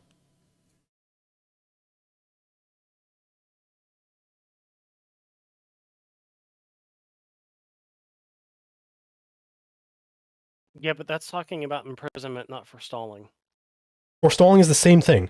Forestalling means that you are controlling that which you don't own. In the case of humans, we call that imprisonment. So imprisonment is a subset of forestalling. Forestalling is preventing somebody from getting to something that you don't own, correct? Right? I.e. controlling something you don't own. You don't have a right to just go over to something that's unowned anyways by using another person's property to do it. Mm-hmm. You don't have that right. Yep, I agree. It's not my job to make it easier for them to do that. So you keep switching the scenario between things which are unowned being fenced in and things which are already owned being fenced in. I'm not against fencing in unowned things. I'm not against that. I'm against fencing in owned things.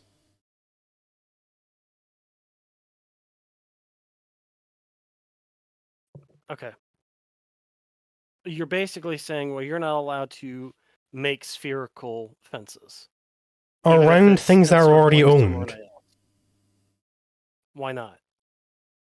Because that Because way you you're say that it's imprisoning going to that thing. entrap someone? You're forestalling that thing. This is seen in the case of dropping a prison cell on your head. I'm imprisoning you. Hence the name, right? I'm not allowed to imprison you. That's against the rules. It's against the law, right? I'm a bad guy for doing it.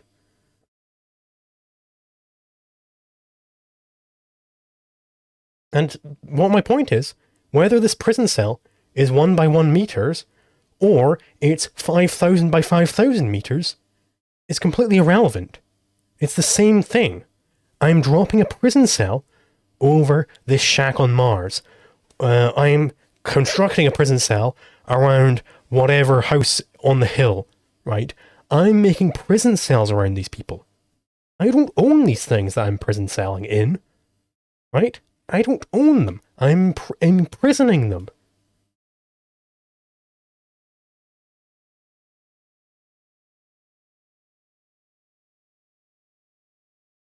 Hmm.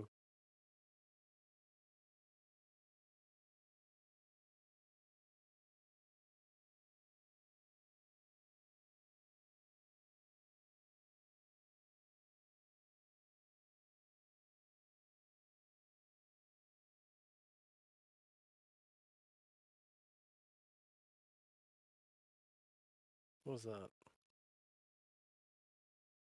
Oh.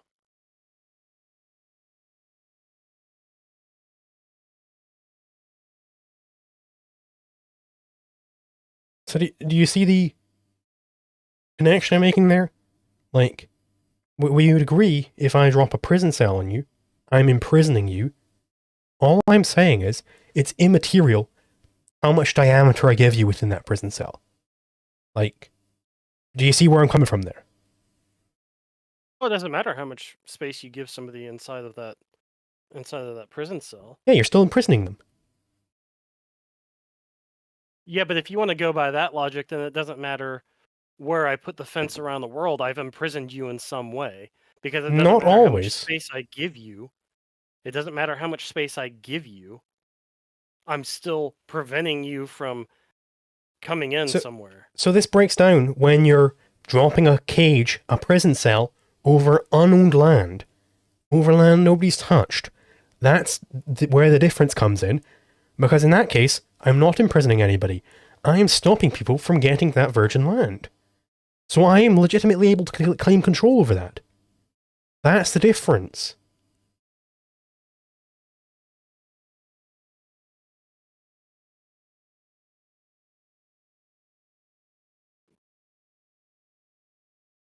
It just changes the range of ethical things that you can do, though.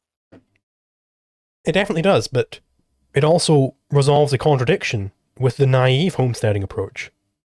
Which, you know, either you take the blocking proviso, or you take embordering. Embordering makes a lot more sense, but I mean, you got to pick one of them, or otherwise you're in contradiction. I'd say that's a lot better. You know, having to worry about whether somebody's within your fence is a lot better than having a contradictory system of ethics.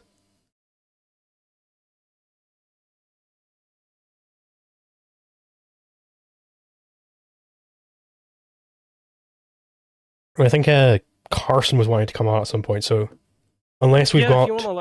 If you want to let Carson on, you can go ahead and let Carson on. I'm not gonna stop you from that, because you can always make it a three-way call. Yeah, do you want to do like a group call so we can get more points flowing? Because sure. I feel like we're stagnating here. Sure, we can go ahead and do that. All right, yeah.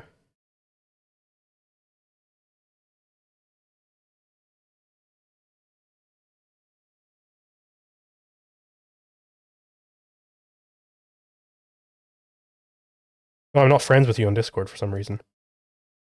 That's strange. That doesn't make any sense. We've been fucking friends on Discord for fucking forever. I would have thought so. Shit. Damn. Well, I guess I've just been calling you a friend for no fucking reason, and you never Fake sent me a friends fucking for real, request. bro. Yeah. Does anybody else want to join in on this? I'm gonna go to the toilet, so just at me or something.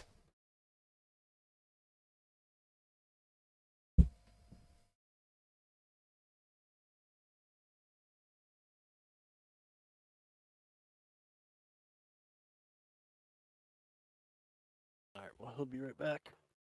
Carson, you've been aggravating everybody this entire time. You better hop in this call, motherfucker.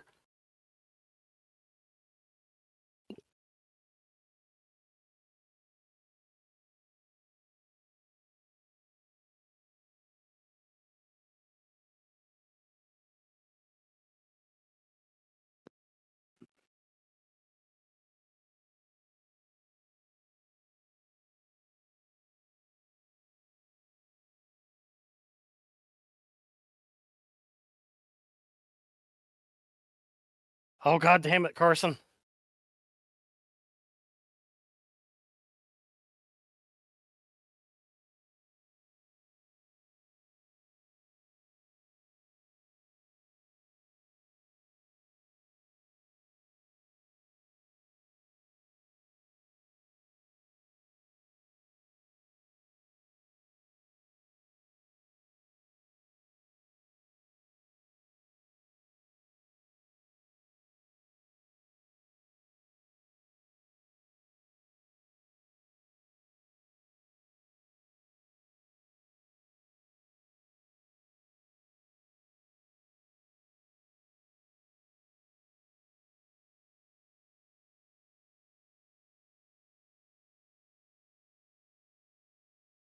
Where the fuck is Carson? He said he'd be 1 second. Alright. Swear to God, if he was like Yeah, I know he's been asking about it this entire time inside the fucking chat. I was like, Carson, I swear to God, if you don't fucking he get doesn't on show here. up, I would be the biggest like nonsense ever to be pulled. Oh, there he is. Now, finally. Hello. I was not expecting this. My bad. Oh, you're good. Okay. What was the like? Can I get a refresher on the last few minutes because I had the stream closed out? Sure. So it's the same old thing of like what I'm claiming is when you encircle some property with a fence or a jail cell or whatever, that you're controlling that. Whatever it is, whether it's like a tree or a chicken or whatever. If you encircle it, if you fence it in, then you're controlling that thing. Now, Okay, if you gotcha. fence in a human person, then you're controlling that person, right? It might be partial control. We're not claiming that you have like mind control abilities on them at this point, but you're controlling them in some sense, and you're not allowed to do that. So then I guess my question, because I remember the fence example earlier around the Earth, right? The equator fence, yeah. Yeah. My question on that is, how much of a space do I need to give people to pass through? Like if I give let's say a 10-foot space somewhere in the fence, am I still forestalling people on each side of the fence? So it would have to be equivalent to what was naturally available. So Well, I what was couldn't. naturally available was the whole equator. Like there was no homestead there before. So then can I not build any fence there? Well, I mean, it wouldn't be naturally feasible to have a boat the size of the Earth. You know, that's just not possible, right? Well, that's what I'm saying. But the fence, let's say I build around the equator, right? What space do I need to allow people passage through in that fence before it becomes forestalling? Whatever nature would have allowed before. So if they would have been able to get there before, and then but they're not able to because you've got that fence there, then you're excluding them. So you're not allowed to do that. But surely nature would have allowed the entirety of the equator, right? Like any fence I build along it is no, because exclusionary in some sense because you're going to have to go around it, whereas before you wouldn't. so let's say whatever thing I want to transport across the equator, Yeah. there is nothing big enough that it could possibly require the entire length of the equator to get across. So it's dependent on specific people have specific So then- things that they want to transport from A to B.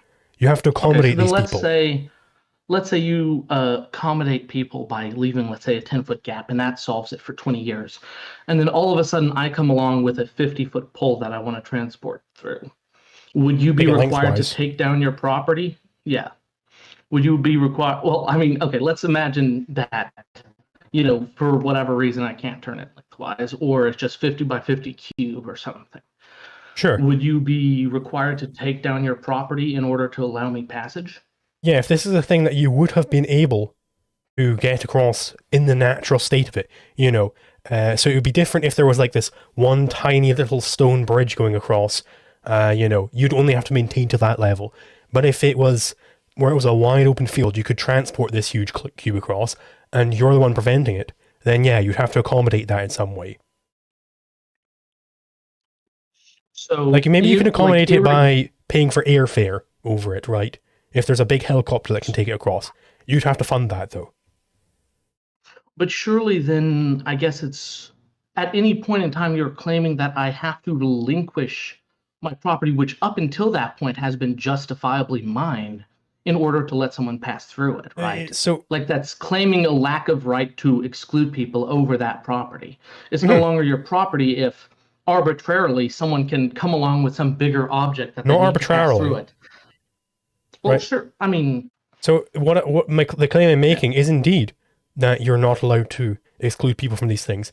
You're not allowed to exclude people from things that you don't own. You're only allowed to exclude people from things that you do own.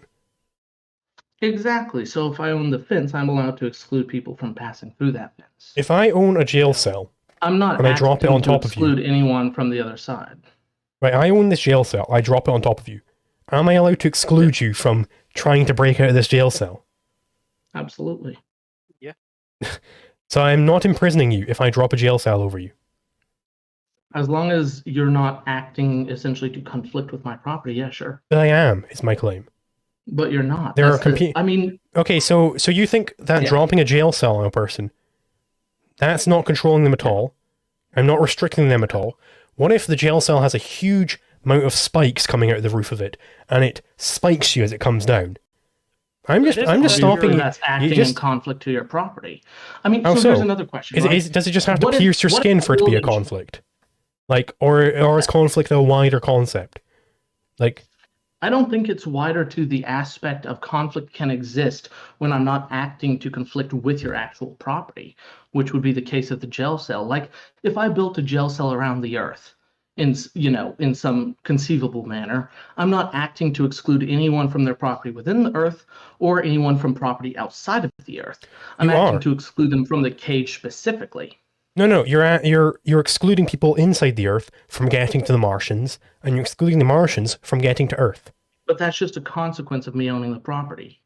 You It's don't not an own act it. of It's my claim. exclusion. You are like it's so like I literally said in that thing that you're excluding the Martians from getting to Earth, and you're excluding the Earthens from getting to Mars. It is exclusion over things you don't own.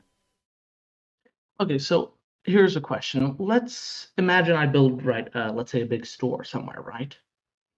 How big must this store be in order to necessitate an exclusion from one person on one side getting to the other side? So long as it's not actually excluding them, so long as it's not actually erecting a barrier, so long as so for the case of the fence, I would literally have to, if we assume that you owned this fence, I would literally have to put my hand on it and trespass upon this fence to get across. Like, you've actually erected a praxeologic barrier there, you could say. Like a barrier in terms of, I can't act to get over this without coming into conflict with you. But surely that's subjective depending on the case and the person, correct? Not subjective, but it is depending upon the case and person. Those two are not So synonymous. then could a property be forestalling to one person and not to another? Yes, you can exclude one person without excluding another. So then here would be my question on this, okay? On the act of, let's say, building a fence, right? Why am I necessarily acting to exclude someone from the property inside that fence if That's what I a do fence not does. act to? Not Like, necessarily. You could that's fly the purpose over of a fence, is to it. You could exclude jump people. over it. Like, that's why we invented fences, is to say, It's hey, possible I'm keep building a out. fence to I exclude don't want from you the to get fence in here. specifically. That's why we build fences. It's like saying, But, why? okay. What if the purpose of this gun wasn't to shoot people? Like, that's what guns are for. They're for Well, I shooting. can conceivably build a fence around something that, I don't necessarily want to own all of. Well, boo-hoo. I think that's not a certain question. Like you could use a fence to exclude animals, but not people. But I think it's just that's an epistemic question. It's not something you can just determine with certainty. But fences generally exist for some purpose of like partitioning, and you can conclude that when someone builds a fence, they're excluding something. Could be you. So Carson brought up an interesting point there. He said, what if I build a fence without wanting to exclude people from everything in there? I mean, like, tough luck. That's what you've done. By excluding people from there. Like, if I pick up a stick and start whittling it into a spear, and I'm saying, I really don't want to be in ownership of this spear, like, I mean, tough luck. I am owning it by doing this with the spear, right? I'm owning it by doing that. But you're not necessarily acting to own the object inside your fence. Like, I think the distinction is arbitrarily decided, I guess, concept of, if it's past a certain point, then you're acting to exclude. But all of a sudden, if I give, let's say, a 10-foot gap, I'm not. But what if the person who wants to go through is 11 feet wide? Like they're really, fucking obese. Like the fundamental principle is still just don't exclude people from what you don't own. Like that's always been the principle. You have no way of acting to not exclude someone if in the future it can arbitrarily become exclusionary. Not arbitrarily. Like, it's not by your actions. It's not through your actions. It's not it is, I mean, it's by your action of being a dumbass and fencing off the entire equator. Like, don't do that. If you don't want to deal with these headaches. Like, if you do that, then you got to deal with these headaches. Right? You've taken it upon yourself there. So, here's another question I have for you. If I build, let's say, a house somewhere, and someone on one side can only get to the other side through that path. Let's say they're too sick to be able to navigate, around my property that I have owned, but they're not, let's say, encircled or, fully excluded, as one would claim. Is that forestalling? So, by too sick, do you mean like, they've got some sort of deadline? If they don't get there in 5 minutes, they're going to be dead, right? Then they're not being excluded. The only way they can get there in 5 minutes is through your property. Yeah, so they're not being excluded because they could go around. It's just that they'll die on the way there, right? You're not preventing them from going around. They're just going to not get there in time. Like, deadlines aren't relevant to this. So here's the question then. Is it a requirement that I allow you to take some of your property through my fence? Let's say the fence around the equator.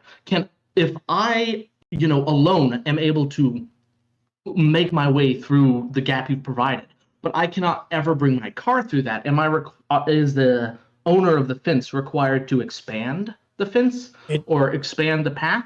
It depends on what nature hath provided. If nature hath provided a possibility for you to get your car across, then they have to provide that for you. They can't infringe upon that, rather. They can't impinge upon what nature already had. Nature hath provided a path through my store, and surely if someone wants to get across... But it's not forestalling. So this standard of this standard of what nature hath provided only matters when you're encircling someone, when you're controlling what you don't own. That's the only time that it matters, because you're not allowed to control what you don't own. That's why it matters. It's not because this would be more convenient or this would be easier. It's none of these things. It's because you're not allowed to control things you don't own. I mean, surely I'm making no, I guess, action to control anything on either side of the equator. You definitely are. Acting to control. You're controlling both sides. You're preventing the northern hemisphere from getting to the southern hemisphere, and the southern hemisphere from getting the northern hemisphere. Controlling those sides. It's the exact same thing. No, it's just tough luck. So if I tighten a noose around your neck, at which point does it become me controlling your neck? When I'm actually in conflict with your property or action. At which point is that?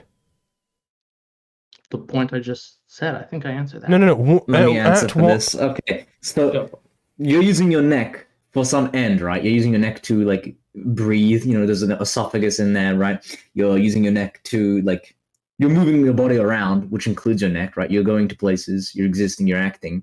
So the moment he, like, puts the noose, and the noose, like, the action of putting the noose around you is contradictory towards the ends you're pursuing, that's when there's a conflict, right? So you're, like, moving your body around, and he puts the noose around you.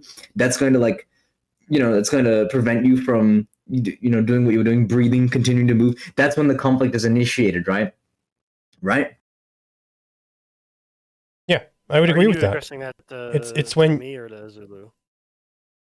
Anyone really. I'm just saying words now. I'm going mad. it's like I would agree with that. It's when it's preventing you from doing what you want to do, which is the exact same thing as when I have this skin tight suit, or I have this 1 meter diameter fence, or I have this 500 meter diameter fence. It's all the same principle. Preventing somebody from doing something The shape of the fence is not irrelevant. necessarily an aggression.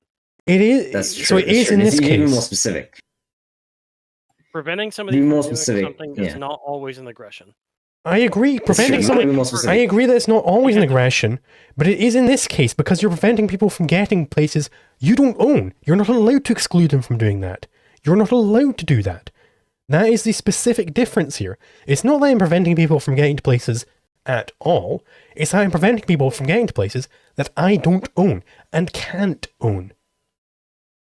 Right. So let's say that, I own some parcel of land that is blocking you off from getting to the other side, and right behind you is a huge ocean or a void. You can't get to the other side of the world without going through my property. You're saying then that I must provide for you some way to get through my property so that you can get to the stuff that I don't own. It depends. If you couldn't own that other side of the void, or the other side of your fence, if there were already people there, there's already community there. I just have a fence. I just have a fence to prevent people from coming into my territory, and it just happens to take up all the space that you can't get around it very easily. The only thing. So you were assuming that am I trespassing on your territory? Did you get here first, or did I get here first? Like, there are things which need answered here. I think that's a good question. Information. If you come up across a fence, how do you know that you're being prevented from crossing in or you investigate? From staying out? You can investigate. You can see, when was this fence built? When did we get here? When was the community out there already there? Like, you can investigate these things. Right. Who has the duty to investigate? The fence builder or the person that comes across? Whoever wants to make the claim of criminality, right? If I claim that you have encircled me in a fence, then I can say, hey, this guy has encircled me. I'm making the claim. It's up to me to prove it. Oftentimes, the proof would be the fact that I'm inside this dome that they just dropped on me, right? That would be the proof. So I've already got the evidence for my claim by making the claim. But yeah, the burden of proof, it depends on who's making the positive claim. That's who the burden is on. I have one question. So, you would say that like building a fence around something necessarily provides ownership of that thing, correct? Necessarily, you are controlling that thing. You don't necessarily own it. You necessarily control it. A big dispute here is what the word control means. It just means the regular sense of the word. Right? I know you know what it means to yourself, but like a lot of people in chat and a lot of other people don't seem to know what control means. So, I think the important use of the word control here is in like the praxeological sense, like you're implementing it as a means, or like you're possessing it, right? So when I put handcuffs on you, right, I'm implementing your wrists as a means towards my end. But obviously, you're implementing your wrists towards your ends first, right? Which means I'm initiating the conflict, right? We have the two actions cannot go forth at the same time. I can't implement your wrists at the same time as you're implementing your wrists. I'm controlling your wrists, in exclusion of you controlling your wrists, right? I'm initiating the conflict. So the same thing can be said of like putting a dome around someone's house, right? Someone's using their house. They're implementing the house towards means. They're controlling their house. But when I put a dome over their house, now I'm controlling their house. I'm implementing their house as a means towards my ends, right? So that's where the conflict arises, right? Specifically, I would modify that with one addition, that when that control is exclusive, whereas implementing means towards ends can be harmonious. So yeah, sure. Like you could have like a very long stick, and like it's very flexible. One end of it is a spear, and one end of it is used to soak a fire, and both of them can go at the same time. Mm-hmm. But yeah, you're right. Exclusive, like that's part of what conflict is as well. Like it has to be exclusionary. Like you couldn't have both of them at the same time. So yeah, in this sense, where when I erect a barrier around something, I'm trying to be the guy who gets to decide who goes in and out of there. I'm the guy you come to. Rather than, you could go to me or Bill or Phil or whoever, like it's just me. I'm the exclusive guy. I am the guy who controls this.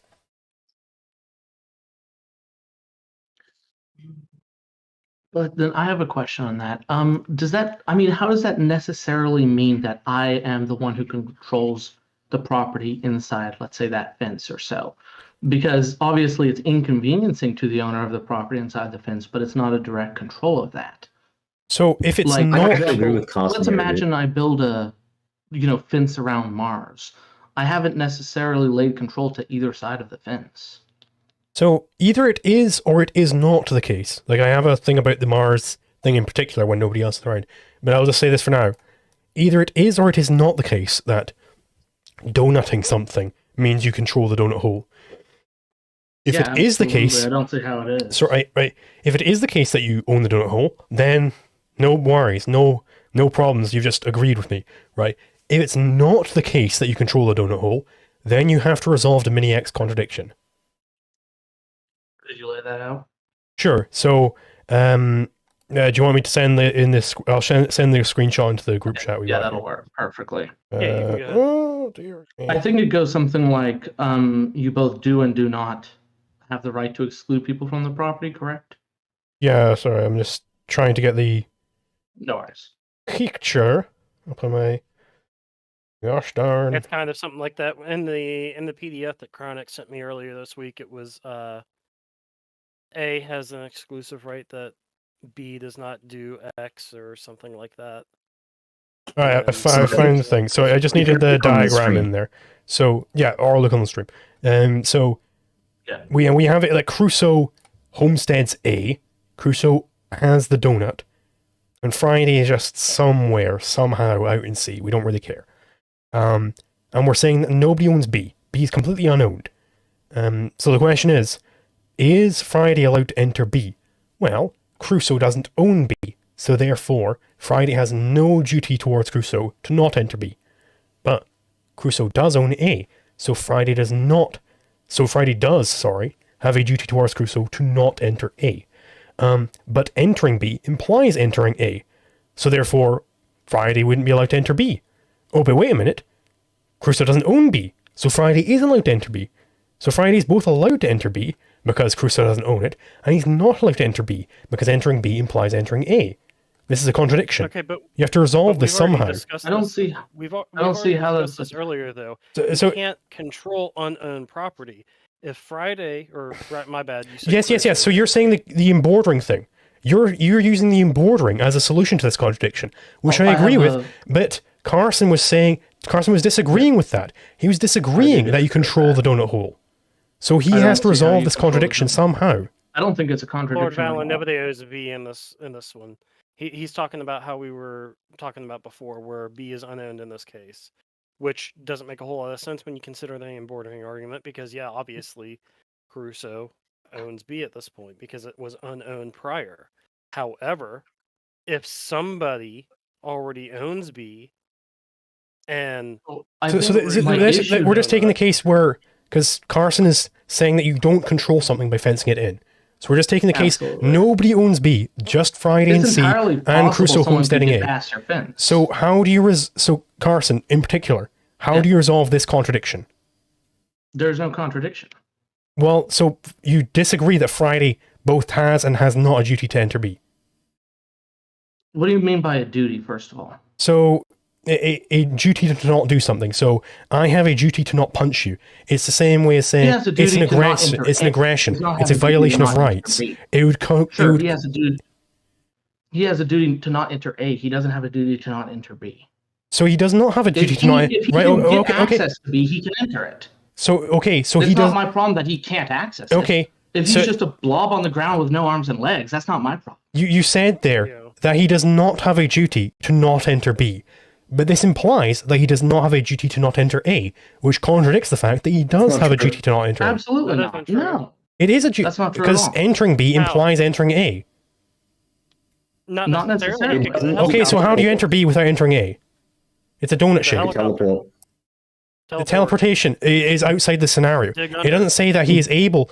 So we're assuming that we're Let's living. imagine. So in this situation, sorry, we're living in flat hold world. on. So in this Let's situation, stop. we're living in flat world. There are no Stop for 2 alternative routes seconds. around. There is no Why does he wishy-washy have- why way does you he can have get the around duty to this. enter B? There is only the A, B, and C. There is no Why does sky. he There is no have the duty ocean. to enter B? So to Why enter does he B, have the duty to enter B? I didn't say he had the doesn't duty. have I to- didn't say he doesn't had have the to duty do to it enter to B. be. I said he has a duty. I said he both does and does not have a duty towards Crusoe to not enter B. So the argument is, right, he's not allowed to enter A, right? A is the donut. And because he's not allowed to enter A, he's also not allowed to enter B, because B is encased by A. A is a sphere, for example, in three-dimensional space, right? So there's no straight line path from the exterior of the sphere to the interior of the sphere, right? There's no way to do that. And we're also assuming, like, teleportation isn't possible because, like, it's not real. Like, teleportation isn't Well, real. I think the further issue is that you don't have a natural right to, like, do any ends you can imagine. No. It's only the ethical ends. The fundamental problem here is that there's a contradiction if we have naive homesteading. We have to resolve this contradiction somehow. See, I don't think there is a contradiction, because it's not that he has no like he could, if he could get to B, right? If there was any means by which he could get to B, then he could get to, like, then there would be no aggression for him being on B. But the fact is, he doesn't have the He could get the to right The B. means. get to Like, B he could get to B by though. going through A. Like, he He genuinely he's Okay, physically alright. Corrected. he's physically Yeah, he can't able find to a get to path. B. Like, there isn't a he- law, there isn't a genie there which prevents him from getting to B. There isn't a law of physics which stops him from getting B. He is able to get to B. There's an ethical barrier, right? That is the There's an ethical question. barrier. The Is ethical there an barrier. ethical The barrier? ethical barrier is you can't pass through Is A, an ethical right? But barrier it's not erected B. here? Because if we assume that an ethical barrier is erected here, then we have to resolve this contradiction. He's able to get to B, but does he have a duty to not do that? He doesn't have a duty not to go to B. He has a duty not to go through A, right? If he could get Those to are the B same thing. through Going some to B means, implies but going he through doesn't A. go through A. Going to B implies going through A. No, it doesn't necessarily. It does necessarily No, in the scenario. That's the way the scenario is set up. No, I know that that's the way the scenario is set up, but, like, So then the you fact have to that- resolve the contradiction. for instance, there's not a contradiction. It's just there's a. You just agreed that going to B implies going to A. The list of all available means to get to B goes through A, but that doesn't mean that A is No, just B. going right? to- A going and to B are be- separate objects. Going to B per se implies that you go to A. Just as a matter of fact, just as a matter of geometry, if you're in C and you go to B, you necessarily go through A. You have Sure, to. but A and B are distinct objects, right? Okay, right, but still, going to B implies going to A. This is the fundamental We point. can have but we can have different ethical duties regarding our behavior towards A and towards B. Contradictory ones, though? Because they're separate objects. Not if they contradict, though. They don't contradict. I'm Well, not allowed to go through A, I mean- but I'm allowed to go to B if I don't go through A. But I know that all required means of going through A require me to go.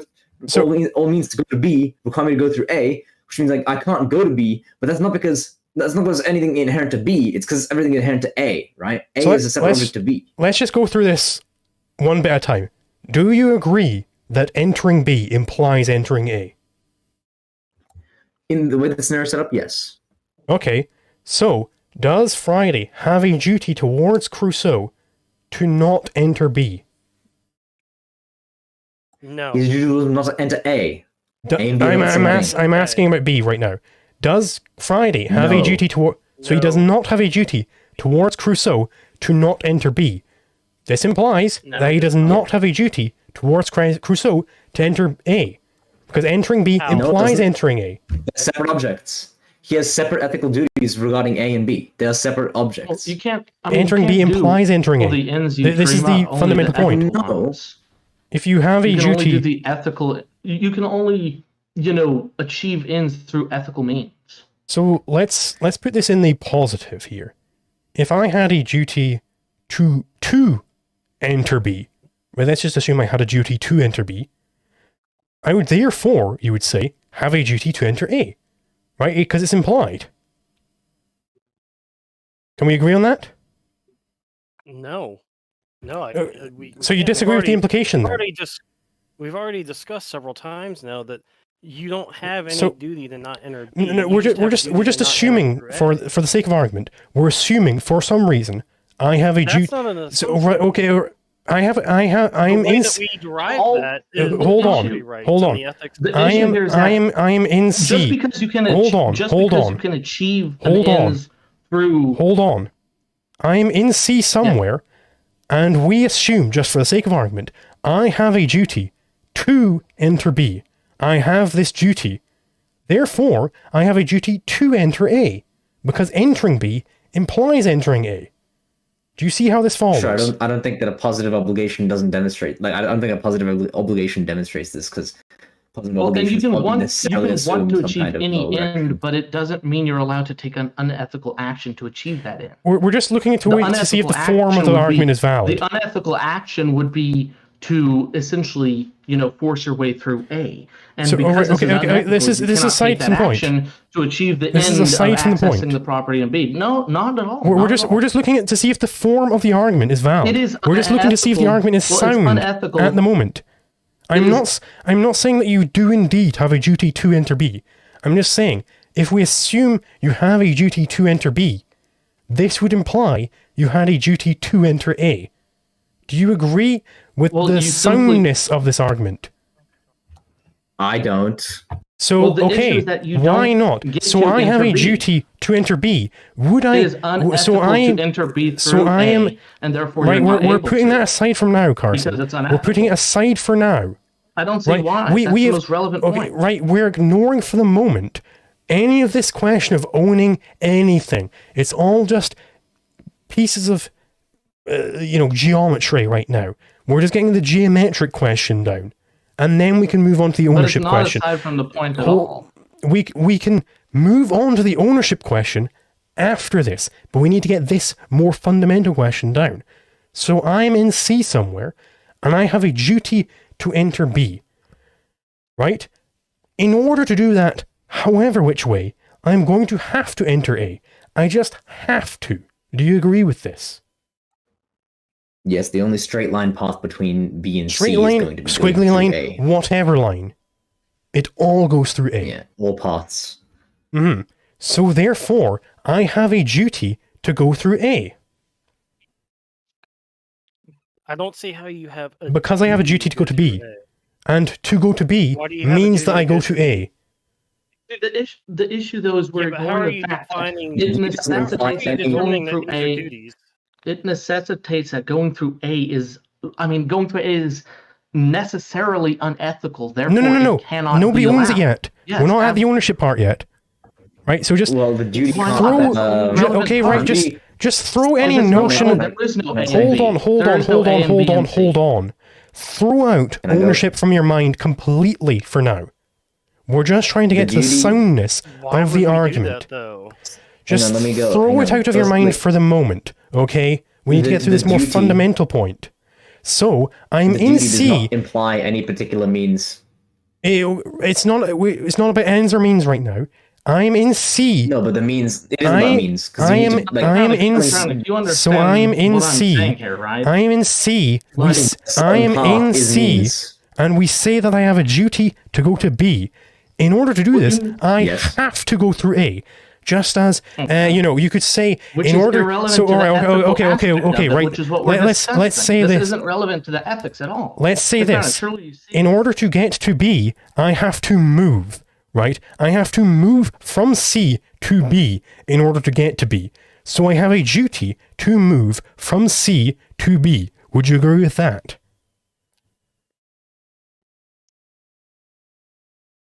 If you have a duty, then you have a duty. Yes. Yes. But here's the thing. So, the duty does not if- imply any particular means. I'm not right? talking about particular means, right? I'm just Well, talking about you- means you which would could be. end up saying I'm talking about that you have to go through A to necessary. get to B. I'm talking about necessary intermediate steps to get there in the first place, right? So if I'm in C, I have to go through A in order to get to B.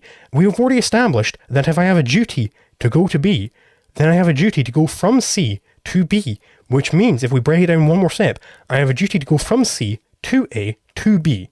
So I have a duty to go through A. But this isn't dealing with the ethical aspect of it. I agree. I agree that it's not. Not So then yet. let's- I mean, So I just need to get this so more then let's talk fundamental about that point down. aspect of it. I need to get this more fundamental point down because you guys are missing this. If everything's unowned and nothing is ethical, then yeah, you can do whatever you want. Like, that's not Jesus, even I need to get the more fundamental to the fundamental argument. point down of just the soundness of the argument, the structure of the argument. What he's trying to demonstrate is that any path from C to B intersects with A. So that's geometry. What I'm trying to do right now is to show that if you have a duty to not enter B, then you have a duty to not enter A. This is the point of the syllogism I'm trying to show right now. So I'm putting it in the positive form, that if you have a duty to enter B, then you have a duty to enter A. And what I'm doing is I'm saying if you have a duty to enter B, then you have a duty to go from C to B, which is the same as saying you have a duty to go from C to A to B. These are identical. Oh shit. Hello. Howdy. Can I say something? Go Sure. for it. You can.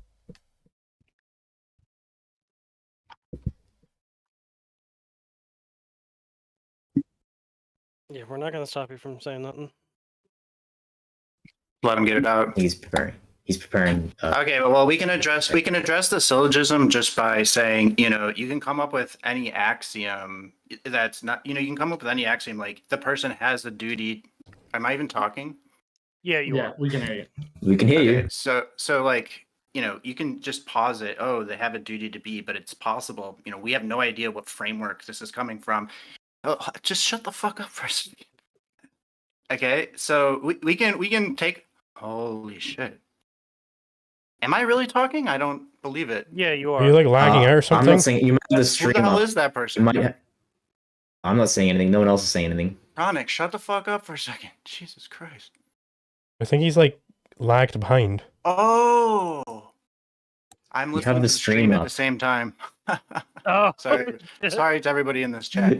But Wow, bullying. yeah, it's like a freaking boomer moment. But anyway, you can posit any axiom like B, they have a duty to enter in B, but it's possible that that proposition is only true under some logical system that allows contradictions or whatever you're saying. Let's throw out all of our principles and just assume this thing. The position that you're actually fighting is quite simple. We have a model for property on which A can build a fence and he has exclusive right to that fence. And I think we should distinguish between effective control, like control in the sense that other agents with their given states of affairs have a problem obtaining their ends because it involves means that they don't have or would be ethical to undertake, versus having control in the sense of I have objective ethical status over A and B property, right? It's not effective control that gives me ownership over something.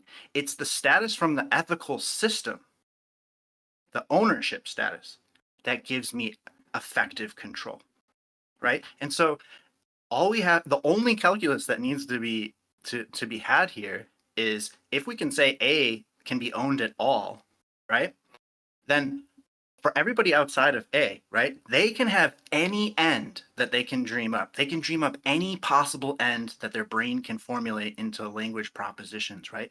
But they can only ethically choose to pursue the ones that don't include unethical actions.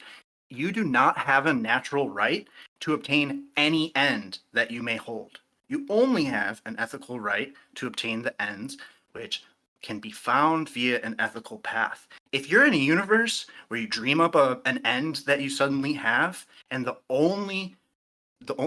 set of all paths to your end all include immoral actions or unethical actions, then you simply don't get to do that end. It's not like, oh, but he has some right to homestead that unowned property. Yeah, assuming you can take that action without violating any of our ethical principles. That's it. You only get to select from the ethical choices that are available to you, not all ends that you can dream up. Right, so Nobody has an ethical obligation to go to B, right? And libertarianism doesn't include positive I'm not making that claim. obligations. Right. Yeah. The claim I'm making, so when I was saying just ignore property rights, ignore ethics for now, is because I'm taking a more fundamental approach here. I'm saying, This is the fundamental right, approach. okay, We're so going to look at the I am map, looking right? at We're whether or gonna not see this the is. principles that actually. I'm looking at whether or not No, this is you're actually looking at whether logically these- valid. So No, logic is no, more you're not fundamental actually. than ethics, right? It's so a I'm just, logical consequence I'm- that people like, can see I cannot let you reach talk. B. Can you let me talk? Yeah, sure. I am looking at whether it's logically valid to say that if one has a duty to enter C, It contradicts with other facts that we know. So right, it okay, seems right. incredulous that we can assume that axiom.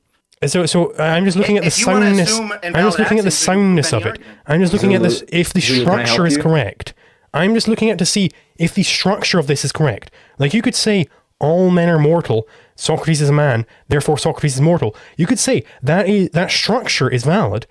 And whilst it might be the case that men are indeed immortal, maybe you say all men are immortal. Socrates is a Here's man, the therefore thing. You're not- Socrates is you don't immortal. have- you don't The have structure is still mastery over fine. logic. Zulu, The Zulu, can I structure help is you? Depends fine. on what it depends on what logical system we're saying. If we're I'm saying talking about we're real inventing logic, an- just no, Actual just logic. Aristotelian logic. Mhm. If we're saying that if we're saying some agent has a duty to enter B and A also has a duty to not enter A, right?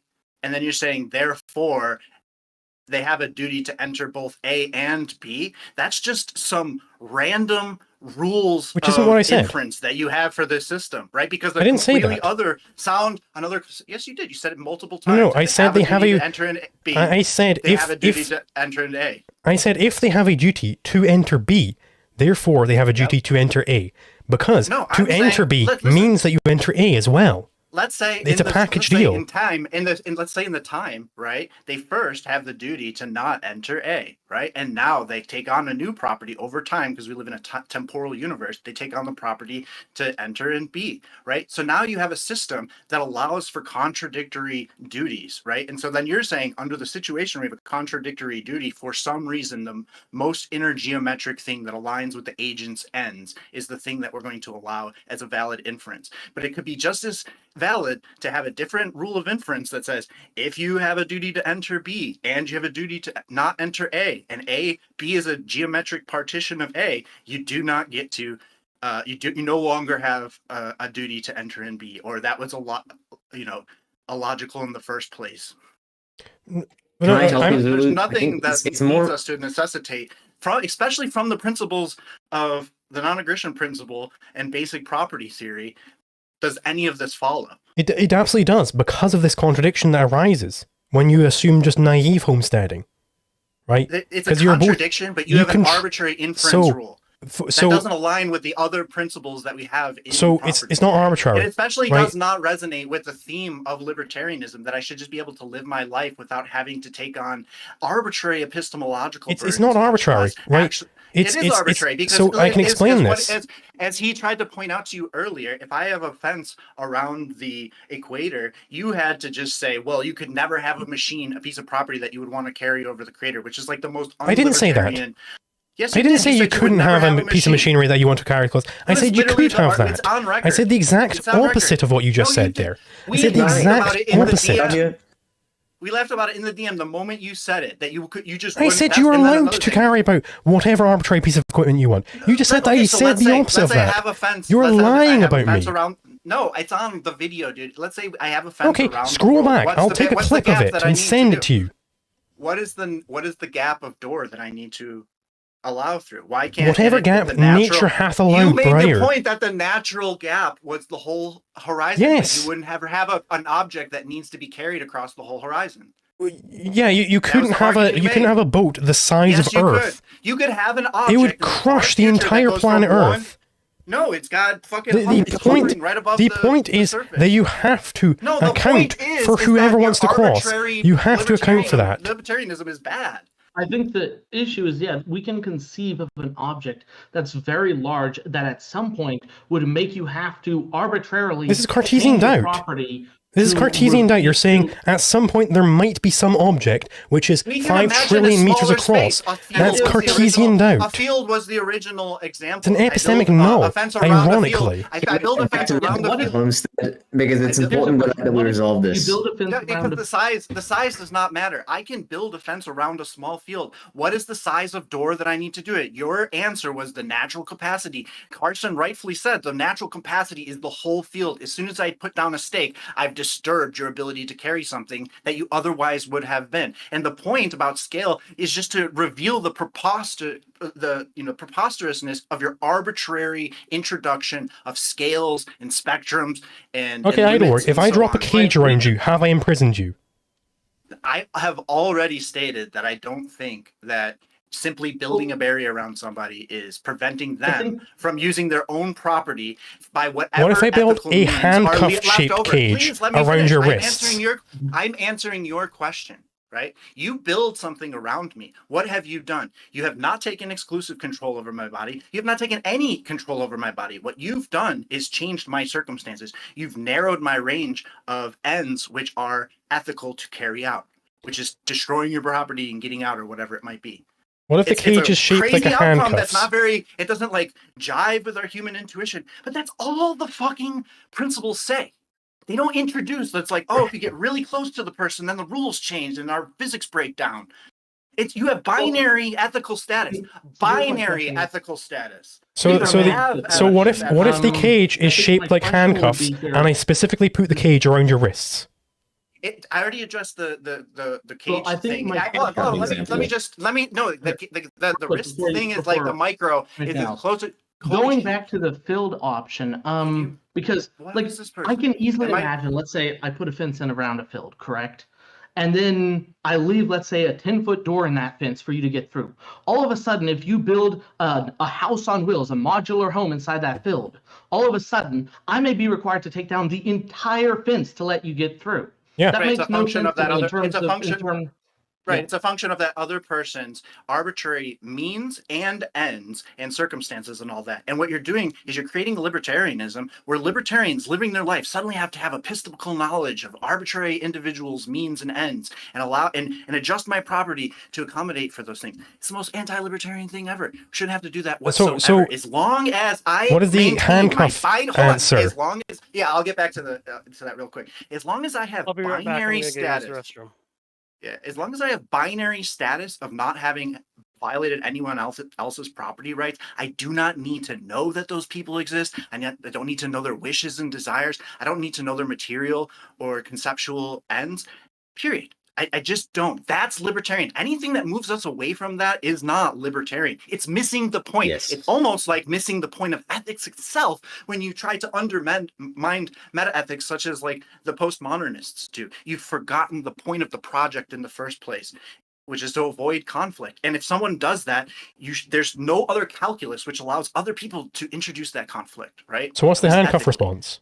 The handcuff response is exactly like the prison one. If I am able to put cuffs around your wrist without touching your body or otherwise disturbing you, right? And I have some magical or technological device that allows those cuffs to float around your wrists without touching them, then I haven't violated your property rights. I've severely and immorally restricted the range of ethical choices you have, right? Because any choice is basically going to disturb my property at this point, right? So I've done something heinously immoral and technologically infeasible, but I've done it, right? And now we're in the situation that follows from our principles. You have a very limited range of ethical choices that you can do with your body. You're still in control of it.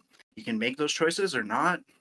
So be it. You're very inconvenienced. I can keep my property there, right? But I cannot use my property to drag your arms around or whatever it might be, right? The mere encirclement is not like nothing in our ethics say if you encircle someone's wrists with your property, but you don't manage to violate their property rights, well, you're claiming ownership over that. Ownership is a status bestowed to us by the system. If you follow every rule in the system, you have that ethical status. And what does that ethical status give you? It gives you the rightful control over that property. Now, when it comes to states of affairs, when it comes to the ends that agents want, with the means that those agents have to accomplish those ends, Nothing in the calculus is like, oh, well, there's an exceptional case when someone really wants it or will die or anything like that, right? You have no natural right over B because B is an end that you dreamt up in your mind. Someone already owns A. It is the state of affairs that B is a topological partition of A. And so that state of affairs is a reality that has the logical consequence. The output of that state of affairs is all actions accomplishing the means of getting to B are unethical. So they're not actually choices you get to make. So you mentioned there sci-fi handcuffs which float just about your wrist, but not quite on it. I actually know how to build such handcuffs. What you do is you build them out of whatever material you want, and the atoms in the handcuffs are going to repel the atoms in your wrist, and they're not going to be, literally in contact, but they're gonna restrict your wrist. That's every single. That's what touch is. It's floating a little bit away. They'll have charge force interactions. That's the limit you can draw. Yeah. Based on our actual universe. Yeah, so that's fine. So it's not literally like the quarks or whatever. I can't are causally interact with your wrists until I touch them, unless we're in like a water medium or something like that, right? I can't affect your skin until it falls off exponentially, but it's still there. Sure. Right? Yeah. So there's still interactions, even if they were trillions of miles away. There are still interactions. I'm super interested in finding a libertarianism that perfectly manifests through it the real physical reality. Well, you found it. So in terms of like agents, right? What is an agent and what is action and how do agents make action? We're not gonna like introduce any sort of like magic or dualistic thinking. We're only going to analyze the physical and what that allows to exist and what ranges of phenomena that allows to manifest, right? We're only going to take that. We're not going to introduce anything else. I would love to figure out this is a cool spiel and all, right? But specifically here, you were claiming you were claiming handcuffs which float just about your wrist. They would be fine, Yeah. but those are all handcuffs. They float just about your wrist. Because that's what so we'll say touching any charge is. interaction. We'll say any charge interaction that adjusts the position. No, that misses the point. That's every charge interaction. No, it's not even the point. What is the point? No, it's missing. What is the difference? The point is if you initiate a conflict. I'm gonna totally posit like willingly look at and name the actual problem, and that is what does it mean to control something? Right, that's what we've been debating all night. We don't have to be.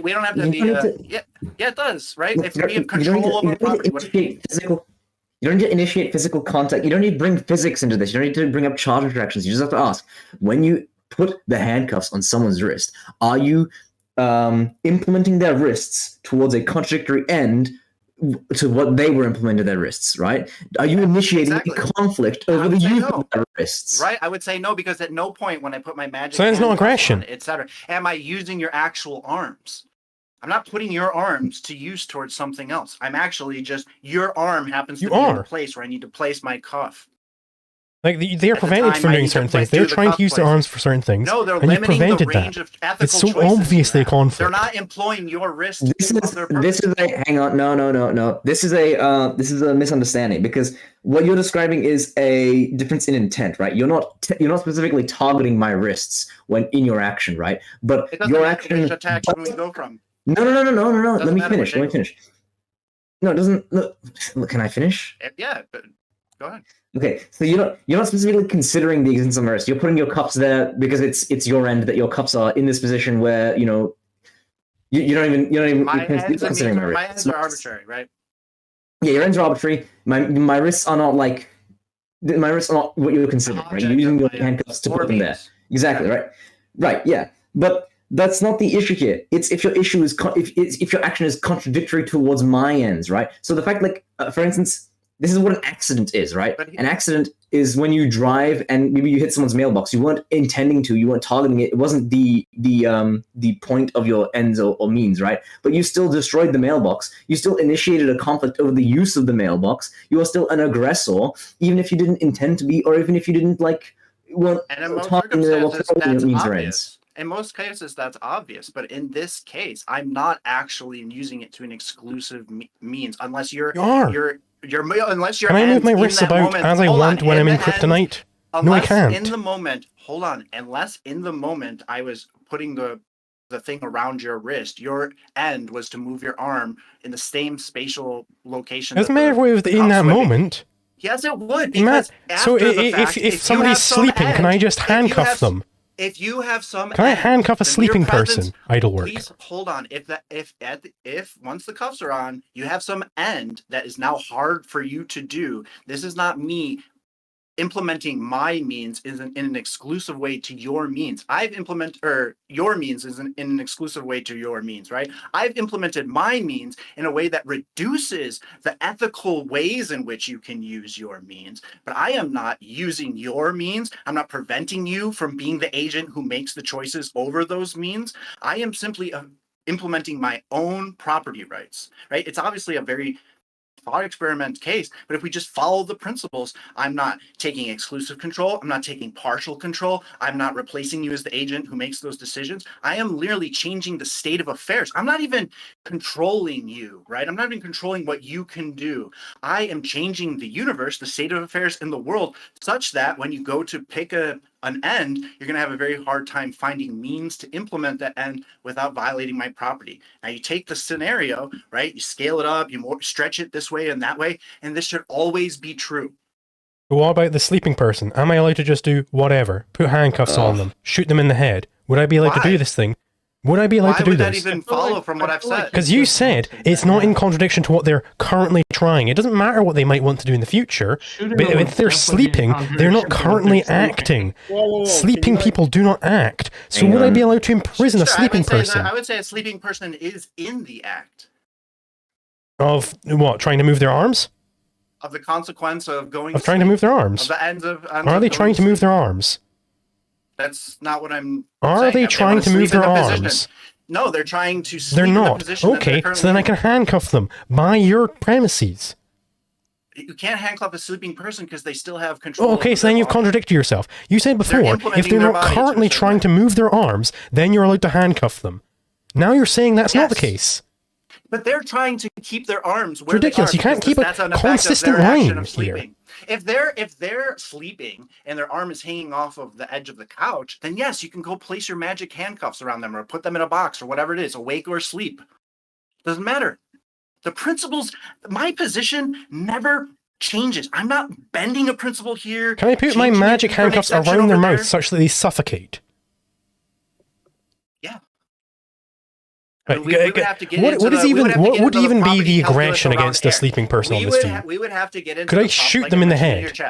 Like I said, you're obviously in that case utilizing their property for your own. Oh, so finally we found something where you're actually in a conflict. I've never disagreed with that. Literally never disagreed with that. We even went through how that's not the case when I put the case. They're analogous. In either case, you're using their body towards something they don't want it to be used for. I literally just went through the reasoning of why I'm not using their body. You even asked me, okay, let's take the case where it goes around. You even went with the idea for a second that I am not implementing them as means. I just happened to, or maybe that was Carson. Their hand just happens to be in the area. It's totally of inconsequence to my own ends. Yeah, I never said that. Yeah, that was Carson. Sure, here's the thing. But I'm clearly not. I can arrange there. those situations. I can say whatever situation I want to say. My ends are arbitrary, and the means that go to them are arbitrary, assuming they don't break any ethical rules. And this doesn't. Putting a cuff around your wrist does not. In the sense, if we want to microanalyze, you still have the range of motion available to you. It's limited. I've limited that. Yes, so there's a conflict. Even it's not if conflict in the sense. It's not conflict in the sense of utilizing the same object. In my arms, my wrist, the same object. No, I'm not using it. I walked through it. Conflict reaction. Everyone here. It's not using the same object. Yeah, it's only that the actions are contradictory. It's only that the actions are exclusive. It doesn't mean that you're using my wrist. It means that you're using your means in a way that is exclusive to the way I'm using my means, right? The actions can't go at the same time. You move your arm you want to put your arm in the same position that I'm moving my cuffs at the same exact time. That's what the instant the person wants to move their arm some other way. Ethics say would be unethical. What if they want to move their arm some other way? Then there's a conflict. I have an idea how to resolve this, okay? I have an idea. We don't need guns because guns introduce this annoying thing where there is an interaction between the bullets atoms and their charges with the charges of the victim's body. One moment, please. No, be quiet. Yeah, we can ridicule, but I'm just trying to find out what our principles actually say. Go ahead. Yes, I know. I'm making too much sense here. You're so fine. Ridiculing. Oh, ridicule is not good, right? It's not good to ridicule. Okay. So you have a point to make other yes, than... I have a point to make. How but ridiculous this is. Well, first of all, I'll have to make a meta point before I make my main point clearly, because suddenly we're all hostile and jumpy, and I can't finish a sentence without forgetting the sentence I was going to make. You're about to ridicule half of the people making a point. Like look how absurd. Let him speak. Maybe the point is ridiculous. Well, okay. For example, it's not good in either case. There is a property owner to this room, right? There's a property owner to this room, and he's allowing you to speak, but you're not allowing other people to speak. Right? You're putting all of the contention on me.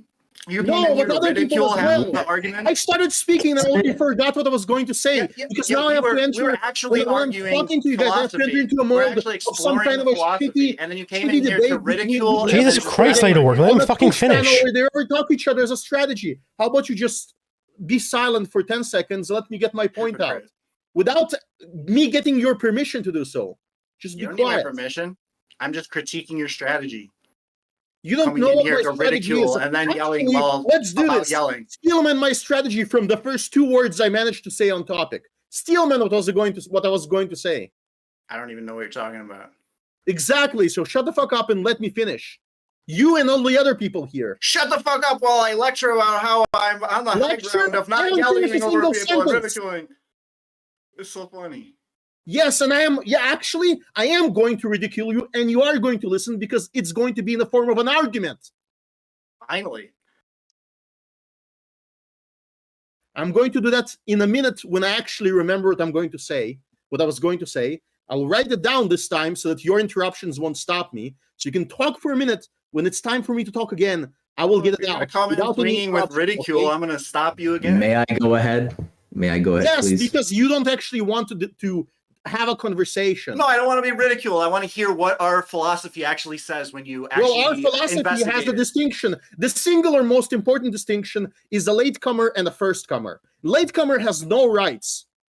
But specifically, what it means to take property, to take ownership of something, is to establish a border around it and to say everything inside that border was not previously owned, and the border is recognizable. In fact, ultimately, it is a sphere. You're interrupting. It is a sphere, and that sphere communicates to everybody outside of the sphere that whatever was inside the sphere was previously unowned. You're interrupting again twice in one sentence. What it says. Which part? Wait, one moment. Okay, I'll start again, and I'll explain it without you pressing down on your which microphone. Doctrine and then you will explain your definition of property is. that is contradictory to this one. This is like not ridicule. This is raw property right now. So I'll think again. Yeah, now you're just angry. But you came in swinging with ridicule. No, it's not ridicule. Now I'm not actually saying anything radical now. Correct. No, you're interrupting. You can't just be quiet for a moment and let me speak for 30 seconds. Well, just and then be clear. Libertarian doesn't say Jesus fucking Christ, Idlework. You just said. Shut up. No, you're just behaving in a very disgusting manner right now. I stopped making my point and I just returned all the way to the core, to the very definition. So ultimately, when I establish a sphere, which is a border, like a shell, I'm saying everything inside the middle of that shell was previously unowned. Also, simultaneously, I'm saying that everything inside of it is owned. If I establish the same shell and I leave a place inside of it and I claim that that place is not owned by me, that is a contradictory claim because I have already established a shell around it. I cannot create B. I cannot create it. I cannot ever unown it. I cannot say I now no longer own B.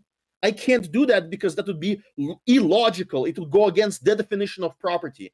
Now, what is your definition of property that allows somebody to disown B? I mean, they never owned B in the first place. They disown it. May I explain? I mean, you just took a bunch of assumptions and said, this is what libertarian is. Which assumptions do you disagree with that he just made? That he owned B. He said he's asking you how you disown B. He asked you that. You never owned it in the first place. That is the answer to Okay, the specific so question. how do you resolve the contradiction then? There's contradictory claims there. How do you resolve what this? Contradiction? What Jesus, have you just not read this in like the 5 years you've known about this? Explain why there's no contradiction? I'd like to explain why there's no contradiction. Yeah, hold on. First of all, he just stated that when you make A, you own B. He just stated it. What principle in that property Okay, let's say you don't own B. Reads that. Let's say you don't own B when you create A. How do you resolve the contradiction? What contradiction? There is no contradiction. That people in C both do. B as a candidate end. That people in C. That people in C both. That people in. You asked me what the contradiction was. I'm trying to respond to you. I'm trying to respond to you. You asked what the contradiction was. All of libertarians. Do you not want to know? Do you not want to know what the answer is? You're just going to restate what we already know. Do you not want to know what the answer is? You asked me. Do you not want to know? The contradiction. And then you reminded me that we had already talked about it. Okay. The issue is right. issue. I want to say this. The contradiction is that if there's somebody in C and you own A but not B, then this person both does and does not have a duty towards you to not enter B. They do not have a duty towards B or B at all, right? Which premise is incorrect in the syllogism? They have. They have no explain? duty towards B under our property system. They have an end. They have a desire that they want to go to B, but it happens to be in the current state of affairs, the universe, the state of the universe. All sequence of actions include one immoral one. So you know what they do? They don't get to go to B. It's not a moral decision or an ethical decision to enact a plan to get to B. Can you start from zero and explain Zulu. what property is? Idle work, because you keep using that word, but I don't think we have the same definition. That's why we're talking past each other. Is that not just the argument that I made, that you just provided proprietary definitions and then yelled at us for not agreeing with them? No, I said also while doing so. No, you can't go because I asked a question, and at the end of my statement, I asked a question. Yeah, the I want to question hear was not answered, and it's not fair to not answer questions. And the question was, if that is not a definition of property, what is? So now go and explain what is. I want to see both systems before you give any further elaborations that obfuscate the point. I want to know, here's system A, here's system B, and you're a proponent of system B, and system B is better than system A. I want to hear what system B is from the basic foundations. So, Kazimir, you were very upset when you were interrupted earlier, and I'm trying to make a point now real quick. So may I try and explain? Yes, I think the issue here... a point while you should answer my question first before you skip topics. Okay, actually, I will answer your question first. Property rights are derived from conflict avoidance, i.e., you're not allowed to initiate conflicts, the non-aggression principle. Property rights are a shorthand for describing means over which you have not initiated a conflict to acquire, right? So when you acquire and implement A towards your end of living there, right? A is your fence or your land area which you're living in. You're implementing that as a means to an end, and so you have a property right in that, insofar as other people can't initiate conflicts with you without violating the ethical principle and non-aggression principle. That's what a property right is. Property rights are a shorthand for us describing someone should not initiate a conflict over the use of this, right?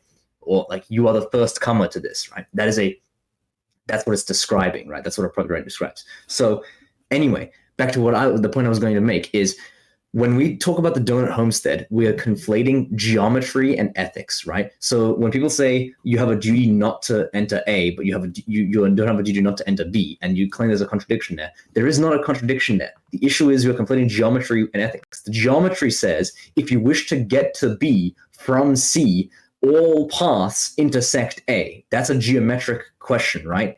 The ethical duties here do not respect the geometry. The ethical duties are, you may not enter A, you may enter B, as insofar as if the geometry permits, but the geometry does not permit, but that geometry does not change the ethical duties. Yep, I totally agree. And I think that is what follows, right? That is what follows. You have to add in all this other stuff in order to get the outcome that you have a duty to go to B, and so you get to violate everyone's natural property rights along the way. Where if we just cut that off, then this follows from that, right? And it may come to situations, real praxeological situations, where the consequence of this model creates human situations that are appalling, that don't fit with our intuitions, that make us feel downright morally angry. That is totally inconsequential. Literally inconsequential. It's not part of the consequences that we're going to consider when we're talking about how does our ethical system work? What are its rules? And when you affect those rules onto the universe, what follows? And I just don't see any reason. And it's, even if I could see a reason, I would say this is not the libertarian. We need different basic propositions, because the point of libertarianism is that you can live your life as long as you don't violate anyone else's property rights, completely independent. You can live in your own head with your own beliefs, your own ends, utilizing your private means, right?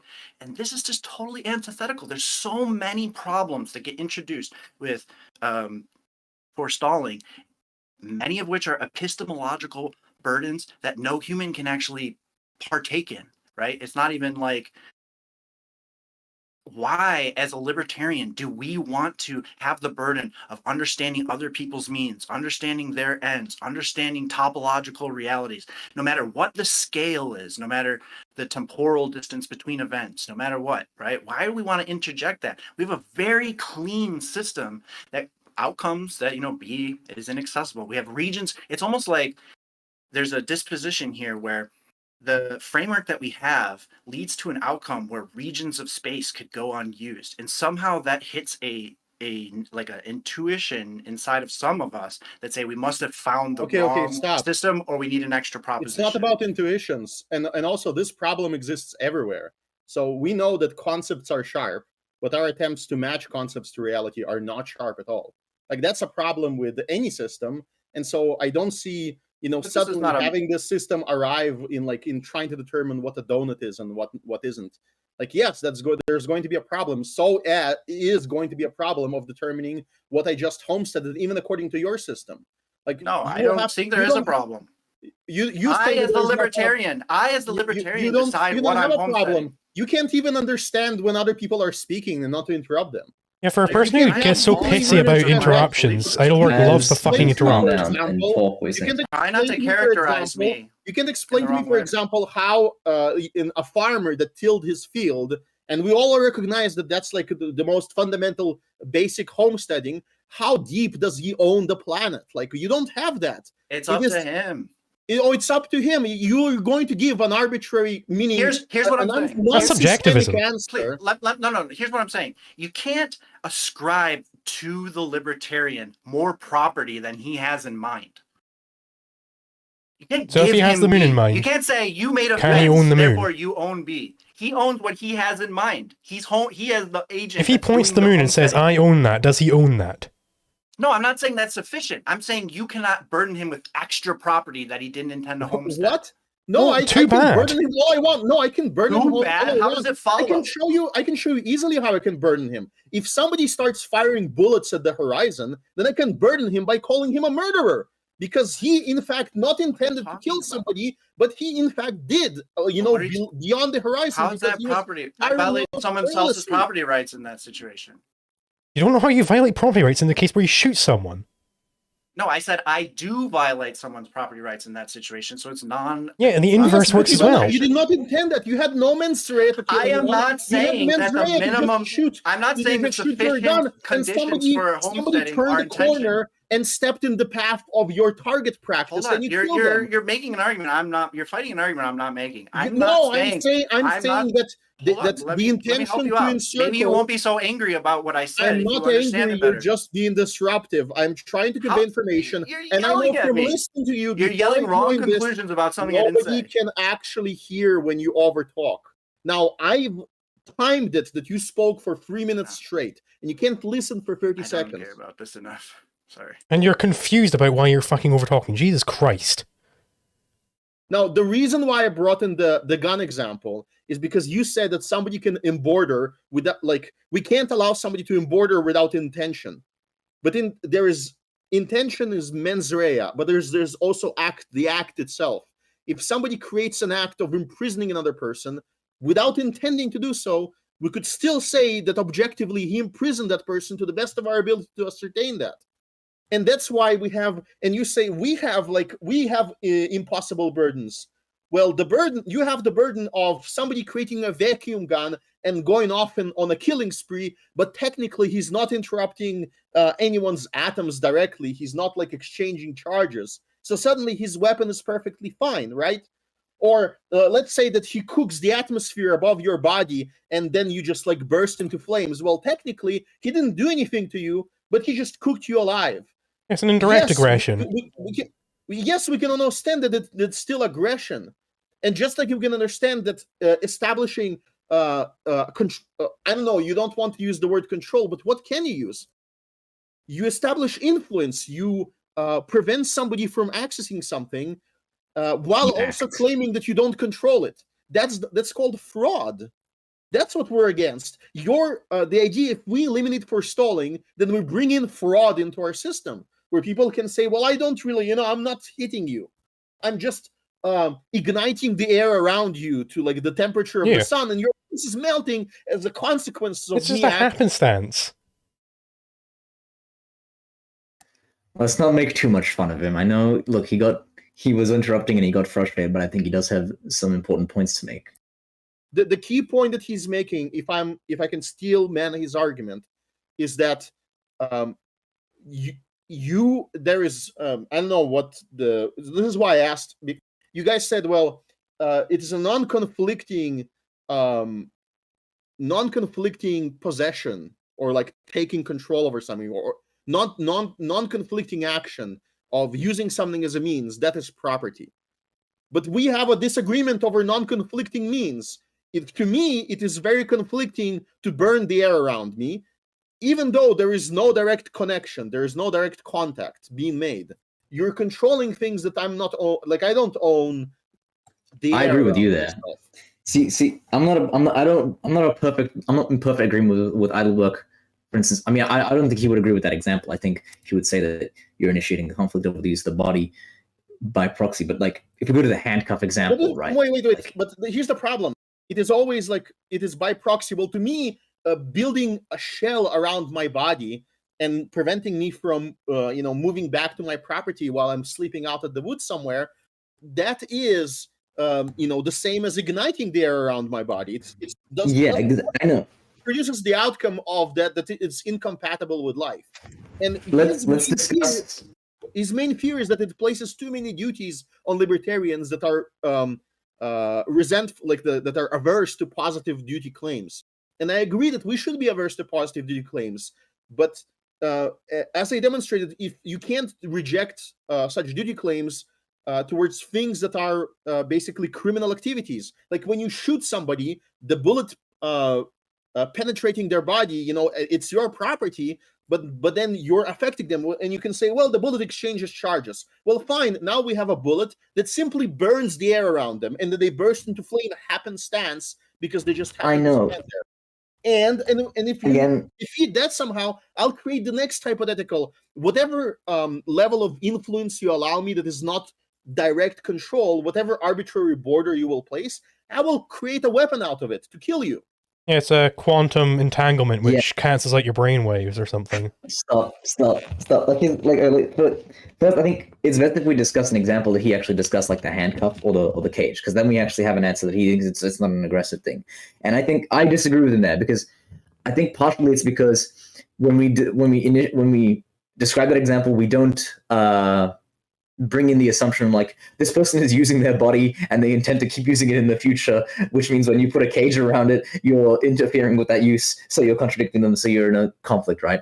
And if you don't make any of those assumptions, then and my body is just existing in space, I'm not taking any actions, which is like silly, and then you put a cage around me, then there's no conflict, right? Because I'm not taking any actions, and you can reach that conclusion, and I think that's the way that the conclusion is reached. But the other thing is we keep bringing physics into it. Like stop bringing touching, and then we bring like charge interactions, and then like this is completely missing the point of libertarianism. Like we're not like praxeology is not about physics; it's about actions. It's about contradictory actions, right? You say things like contradictory actions, and you say things like a conflict. When I asked for like a definition of property, we have to go down to every word and explain what it means. Because if to you placing these air handcuffs over somebody is not interfering with them, and to me it is interfering with them, like I don't know how we resolve this. I just know that your system just doesn't. I agree with you. Your system will become irrelevant because of all the ways that can be used to defeat it. If the claim against our system is that it makes it hard to calculate the next move, because what if you're creating a donut? Yes, I agree. That's a difficulty. That's like you have to potentially you can create a donut, not know about it, and somebody will show up and say, "Hey, here's evidence that your entire property was generated as a donut." Now, part of it, at least, has to be abandoned, or was in fact objectively abandoned, and that's tough luck. But we have such situations today. Before this understanding of property existed, we had that. You could build a home on territory in the prior definition of property, and somebody would show up with a document from 1,000 years ago and evict you. So, may I with the case of the air cuffs, it was built in that they would never touch you. So how could they interrupt with your ends? I said, if the cuffs ever fail, if I'm an airbender and I pull the air out of your lungs, I didn't touch you, but I still definitely have conflict with you. No. Stop arguing, please. Airbenders are definitely magical. They can pull the air out of your lungs. Why does it? It's a real question. If the quote-unquote obstruction... Okay, I dome you in. Don't let any air in. You suffocate. Hold on. Jesus. I have killed you there. I have murdered you. I thought we were just ridiculing me about talking over and stuff. So now you're against it. Finally. Fuck me. I was against it from the beginning. All it took was 3 years. Can't help yourself. Oh my god. So anyway, if the cuffs actually do manage to stay out of the way of the other person, right, through whatever means necessary, then how can it actually create a conflict? It's certainly the cuffs are not utilizing the arm in some contradictory way, so that it's not a single object being used to exclusive means, right? It's not getting in the way of you doing anything because it's perfectly going to maintain that distance. It's an example to show what actually creates conflict. And it's not just having things around you that you don't like, or it's not aesthetically pleasing or whatever. So it's the same object being used to exclusive means. So the thing here is that touching isn't a necessary or sufficient condition for there to be conflict. It's irrelevant. Oh my god! It's like immediately 3 seconds into me talking, you're already interrupting. It's like you immediately forget that, like 10 minutes ago when you were like shouting at me for interrupting you. Like, why are you doing this? Like, are you actually dumb or something? I'm trying to bring you down from the ledge. Like, what is wrong with you? Holy shit! Wait. That's not fair. That's not fair. We can just argue forever to try and reach towards the truth. If you're here to try and perform an operation or an intervention on somebody, then you're in the wrong place. I'm sorry. What are you talking about? I'll answer your question. It is what question? The question was, at which point do the cuffs become aggression? Yeah. And the cuffs become aggression at the point where they exercise what we called control, or what they exercise ownership over you, while not actually being a legitimate owned, while you being not a legitimate property of the person who created the cuffs. The cuffs don't restrain you anyway. The cuffs don't restrain you anyway. They don't touch you.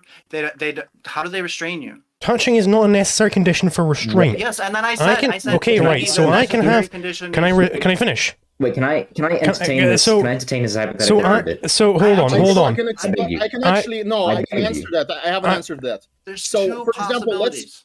Either touch matters or the range of actions being reduced. I'll explain another hypothetical. Imagine if a man with an RPG. You don't need another hypothetical. Yes, you do need. We're still exploring.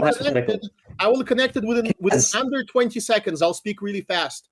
So if a man appears in front of your house with an RPG with a grenade launcher, and he aims that grenade launcher at your house, he doesn't actually, in fact, touch your house yet. And it's not guaranteed to you that he will, in fact, touch your house. But within your system of heuristics, you recognize it as a threat against you. You wager that somebody can, in fact, do that.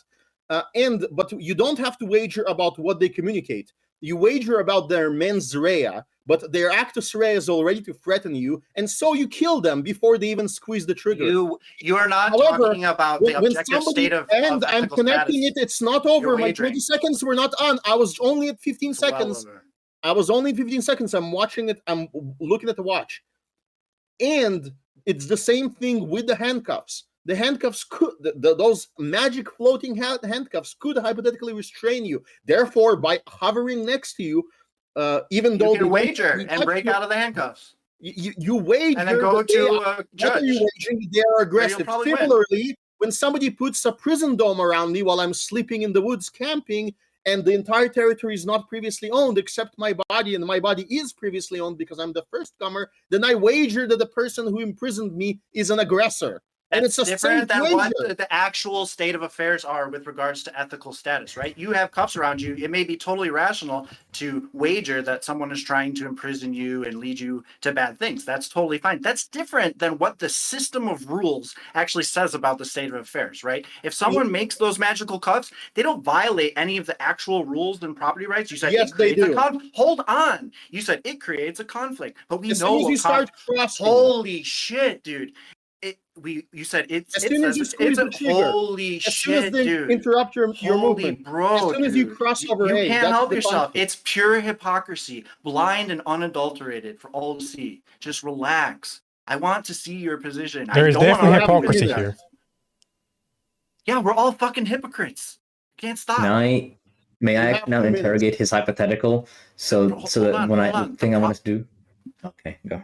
You said it creates conflict, but we all here know exactly what conflict means. It means exclusive utilization of the same object as means, exclusive means, right? I'm not using your arms for any purpose. In fact, I'm not stopping you from using your arms in any purpose, right? Sure. We have a hypothetical thought experiment that we should try to explore. What does it mean? We can't just say it creates a conflict. We know what conflict means. This hypothetical specifically avoids those things. So we know, we can conclude, if you're being honest, you're just like, we're just doing philosophy here, we can follow that since it didn't break any of those rules, it's actually not a property crime. It doesn't create and a it conflict, not in the becomes- specific definition. It creates a becomes- praxeological conflict in the Okay. sense that someone's going Are to you be ready mad now? and someone's going to wager. Okay? But it stops being a wager when they squeeze the trigger. It stops being a wager when your That's your not the movement, case here. when your movement and you can't. Oh, I'm the hypocrite. We're It is all the hypocrites, case I said. when it is Jesus the case Christ. when I try to escape the sphere, and my body encounters that sphere. That as I crush through it, it is a case that the sphere is the aggressor and not You me. can't have because any the- means that you or any ends that you dream up, right? If your ends are that I want to break out of It's the not handcuffs, any which dreams includes of. no, I'm saying you can't have the- arbitrary ends, right? No, Just because you have an only end doesn't mean you get to property break. owners can have ends and means, and you aggressors own your don't arms. get that. Yeah, no one's Aggressors are aggressed in this outside situation. You have of to moral establish the aggression. consideration. Aggressors are establish it. outside of ethical consideration. You have to To the establish extent that that they this aggress. is aggression. So yes, if they exercise any influence if they exercise recognizable heuristic influence, We've as set it we up so both it doesn't. agree, then we know that as soon as they limit my actions, they have aggressed. Limiting Yes. the possible actions available to you is Ye- not aggression. Yes, It's exclusive yes, it use is. over a single object is over exclusive Yes, means. and that is or ends. exclusive use. That my body is my body, and it's not their I'm not body. using and your when body. You're when not they following. when they not placed accepting a the circle, challenge. when they placed Not a accepting sphere the around experiment. it, when they prevented oxygen movement to it, they created That's an addition. We need to what think we about know the property of would gases. be called Or what the in a property of game of gases. Go they exercised control. But in a game of Go that you like so much is a Why are game you of willing to conquest engage with the and definitions we aggression. have? Because I'm okay. First of all, I have to mute you while I'm speaking. I'm gonna do it for the next 30 seconds. I don't care how it sounds to the chat. I'm sorry, chatters. I just can't talk at the same time as he's talking. So there's a game that Idlework likes to play. It's called the game of Go. In the game of Go, if you encircle a piece of your enemy, you conquer it and it disappears and it becomes your points. Well, this is what we call It's not aggression true. in You real don't life. understand how Go works. When you surround somebody and you prevent them from acting freely on moving, let's say, between their properties, don't prevent then them you're from not just moving. That's interfering they with don't their take some their future chance. ends. you're interfering with ends that they had first comer access to, where they were first to arrive at the destination, and then you've limited that. You cut them off. That now, the problem with this assertion is obviously there is some heuristic here. When I, breathe air and exhale carbon dioxide, I'm not trying to choke you across the room, but if we were in a tight, confined space, then I could potentially do so. So that is where heuristics come in, when we try to match the game of Go or our concepts into reality. But we can still identify such cases, and the case of the floating handcuffs, the case of the pointing grenade launcher, and the case of a sphere binding you in one place are all the same. As soon as they actually become binding, which is what you wager, that's the moment where you recognize that there is an aggression. As soon as they don't move out of the way as you try to pass through them, that's when they become aggression. I'm done. And they make an arbitrary decision based on reason. So we still didn't learn how, the rocket launcher part and the handcuffs are, one, equivocated, and then two, how the cuffs are actually conflict under the definition of the same object used as means for exclusive ends. Because the thought of experiment is specifically same object, set up, house, same object, wrists. So, Both cases exclusive ends. Wrists. Yes, you are. Okay, if I have magical handcuffs around your wrists, which prevent your wrists from moving how you want your wrists to move, I am using your wrists in a way that you don't want them used. This is like so. This is like baby libertarian level 1 stuff of what it means to use an object. Thought experiment. We're so good at doing the thought experiment thing, and it's like, as soon as one comes up that we have to, actually work with to find out if our ideas are true, it's just ridiculous. Can I engage with this? I agree, but it's completely on the other end. Yeah, but you're not. He's talking about handcuffs, which don't impede your use of your wrists, right? No. He's talking about handcuffs which float around your wrists. He didn't say they don't impede your use of the wrists. He said they float around your wrists. So I can't move my wrists however I want. Zulu, I'm still restricted. Zulu, can I ask him some questions, please? Can I please ask him some questions about these handcuffs? Because it might not be the case that the assumptions we're making about them are true. So you're saying that it floats around my hand. Does that mean, so let's say I was handcuffed while I'm asleep, and I wake up, and I go to my kitchen. Are the handcuffs moving with me?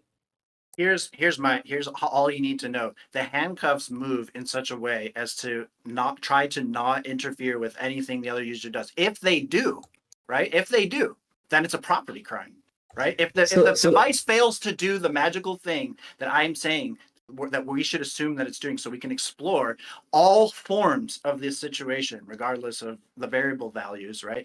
So we can explore this form of the situation. If it ever fails to do the thing I'm saying, it immediately becomes a property violation.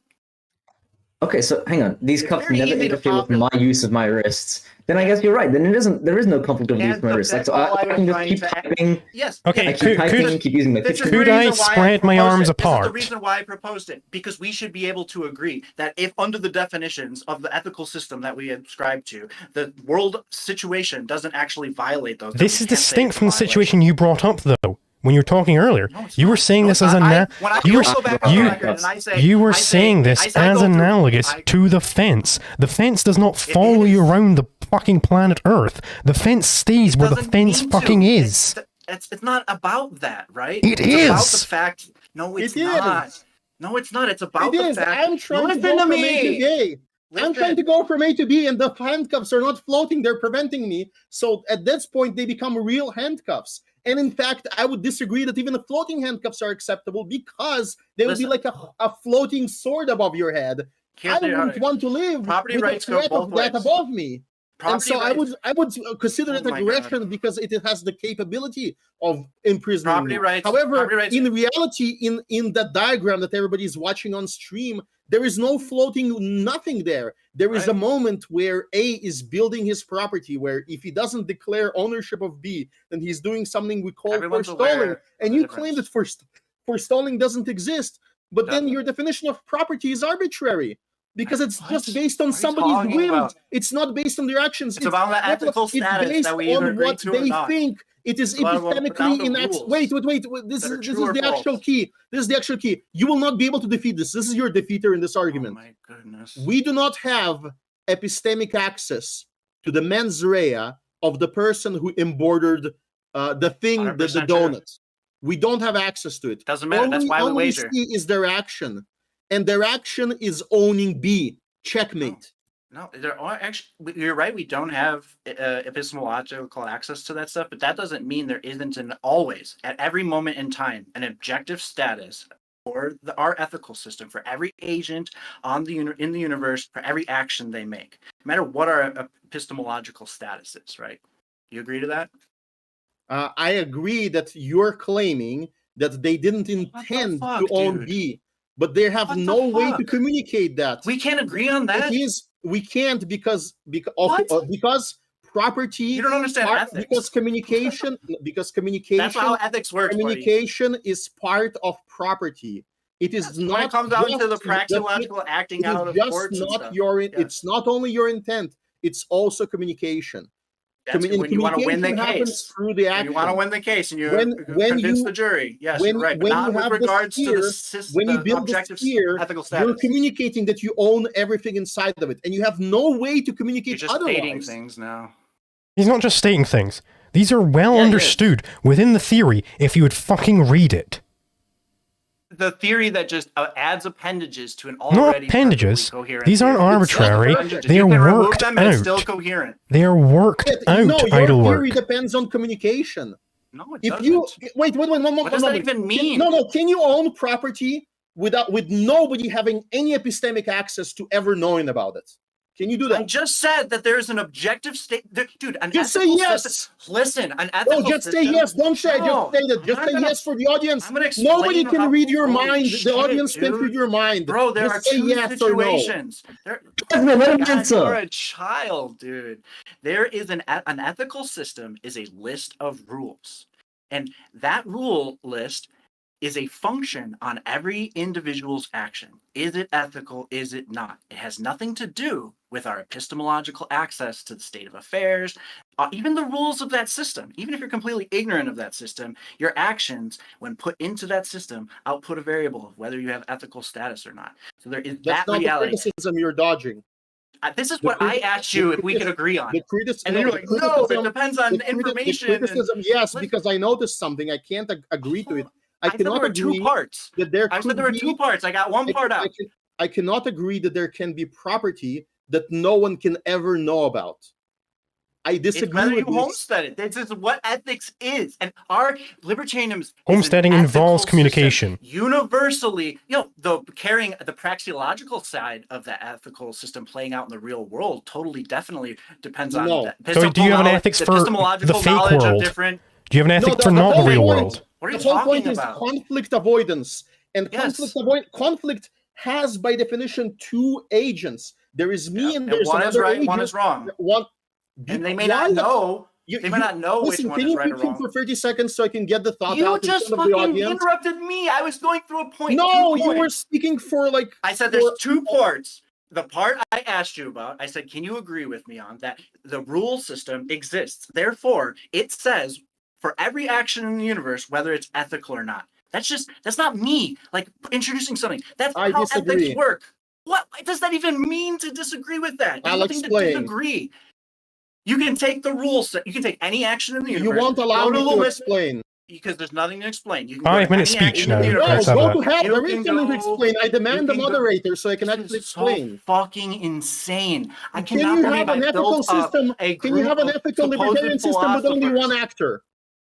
Yes or no? Yes, of course. No, you can't. Nonsense. You can have a rule system. That's No, all you a ethical can't. system No, is. libertarian A one. system of No, you rules can't. that speak to It's action. meaningless. Not about That's law. ridiculous. The Uh, whole it's point a- of law is It's that there's at least two pointless. agents. It's pointless, but not meaningless. Yes, it Yes. is meaningless. The whole Not point of meaningless. the Dude, an ethical system is just a list of rules. okay, you go to how an long do you action, have to you go to speak each rule, until I'm did it allowed violate to any of these convey rules? my ideas without you interfering? Do you need 2 minutes from now? Holy shit, this is Just horrible. say it. Say that you need 2 minutes. But then after your 2 minutes, I'm allowed to speak for 2 minutes. And I'll get this thought out. I'm not sure people in chat, type 1 in chat if you had a chance to understand my critique. Okay, I get 2 minutes. Go ahead. So there is a list of rules, right? I give you this list of rules. and then I give you a list of actions. Is it possible or impossible for you to take each action, check each item on the list to see whether it's true or false of that list? Is that a thing you can do? Yes. He's letting you speak. And you agree. That's what the claim was, that you can do that. That's an objective thing. You made a different claim. I won't call it ethics or morals, yes. That's what an ethical system is. A set of propositions, which actions are either true or false of. That is what all ethical systems Okay, are. but a legal system is about communication. Correct? Oh, no, of course. I totally agree. But I'm trying to start with the sense that if you have an ethical system, as soon as you create a list of rules, immediately, objectively across the universe, all actions obtain a status within that system. They are either true of all the rules or they fail one of them. That is just the state of affairs. For any list of rules, every object has a status with regards to those rules. That is just the baseline of ethics. And you're right, now we need to go out into the world and actually get humans to not only believe in the system and understand the system, but actually act it out. Now, when it comes to Asians acting out and trying to be ethical, right, they're very disenfranchised because of epistemology. They don't know all of the facts, and so all agents are constantly wagering on whether or not they're ethical. They're trying to use as much reason and facts, right? But that'll always be incomplete. So it's always a technical wager, and that's why the courts and the legal system exist. There's both parts. So this was whether you own something. Whether you own something is you a get matter. bonus 30 seconds just because Sure. we interrupted Okay, you. thanks, buddy. You have the ethical status of any action, and then you have what we know about that action. About the ethical status of the action. We can try to guess at what the status of an action is, but beyond our guess, whether it's right or wrong, the ethical system says unambiguously whether it was or not, assuming it's well crafted, well defined. Okay, if my 2 minutes start now, or maybe less, I'll roll something back. Yes, you can have a moral system that's unrelated to law that has only one actor. But in this conversation, we're only interested in systems of law where there are two actors. And those systems are only meaningful when those two actors are communicating something. And they're communicating their intents and then their actual actions, what they're doing. When somebody is embordering or when somebody is defining property, they're saying, I'm going to be the one exclusively controlling, exclusively using this territory or this previously unowned means. And they have to communicate that. I don't care what you call that rule. I would not call that rule property if nobody has epistemic access to it, meaning if, let's say, you think that something is your property, but nobody has any way to discover that this is your property. If you completely mask it from any possibility of discovery. And this is what happens in that example. When the person who owns the donut establishes the donut, what they're doing is they're communicating to everybody that they own everything inside of it.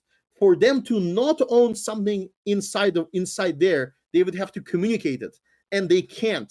If they build a small sphere inside of the big sphere, they will still communicate two spheres. They will communicate ownership of everything inside, and they can't do anything else. And that is our problem, is that is the actual definition of property. That is that conflict cannot be defined by one agent. It is a communication between two agents. It is the action, meaning, somebody's trying to affect somebody else or their property, and their intent, what they intend to do. But the intent can only be read through actions. So I don't know what the person with any of these hypotheticals intends to do until I actually encounter it in reality. And then I interpret it and I wager, but I wager on what? On what their communication means. And in all of the examples you presented, the communication was aggressive or fraudulent. The communication was that you get to control everything inside, but then pretend like you don't. Pretend to say, well, I don't directly influence it. And that is a contradiction. And that is a contradiction that a legal system cannot tolerate. It collapses on itself. That is why in no legal system can a property can be undiscoverable. And that is what happens with donuts. Now, I know that donuts and labyrinths and other examples bring a lot of trouble, but it's even worse trouble to allow a system like yours to exist because it's because Simple, it violates the easy to basic understand, requirements of communication. in the spirit of libertarianism. In contradiction to the spirit of basic libertarianism foundation. is a mystical spirit. It's a No, mystical it's the- desire It's for the something one that that cannot it's exist. the one if you that don't actually communicate. drives me to care about this whatsoever. It's a system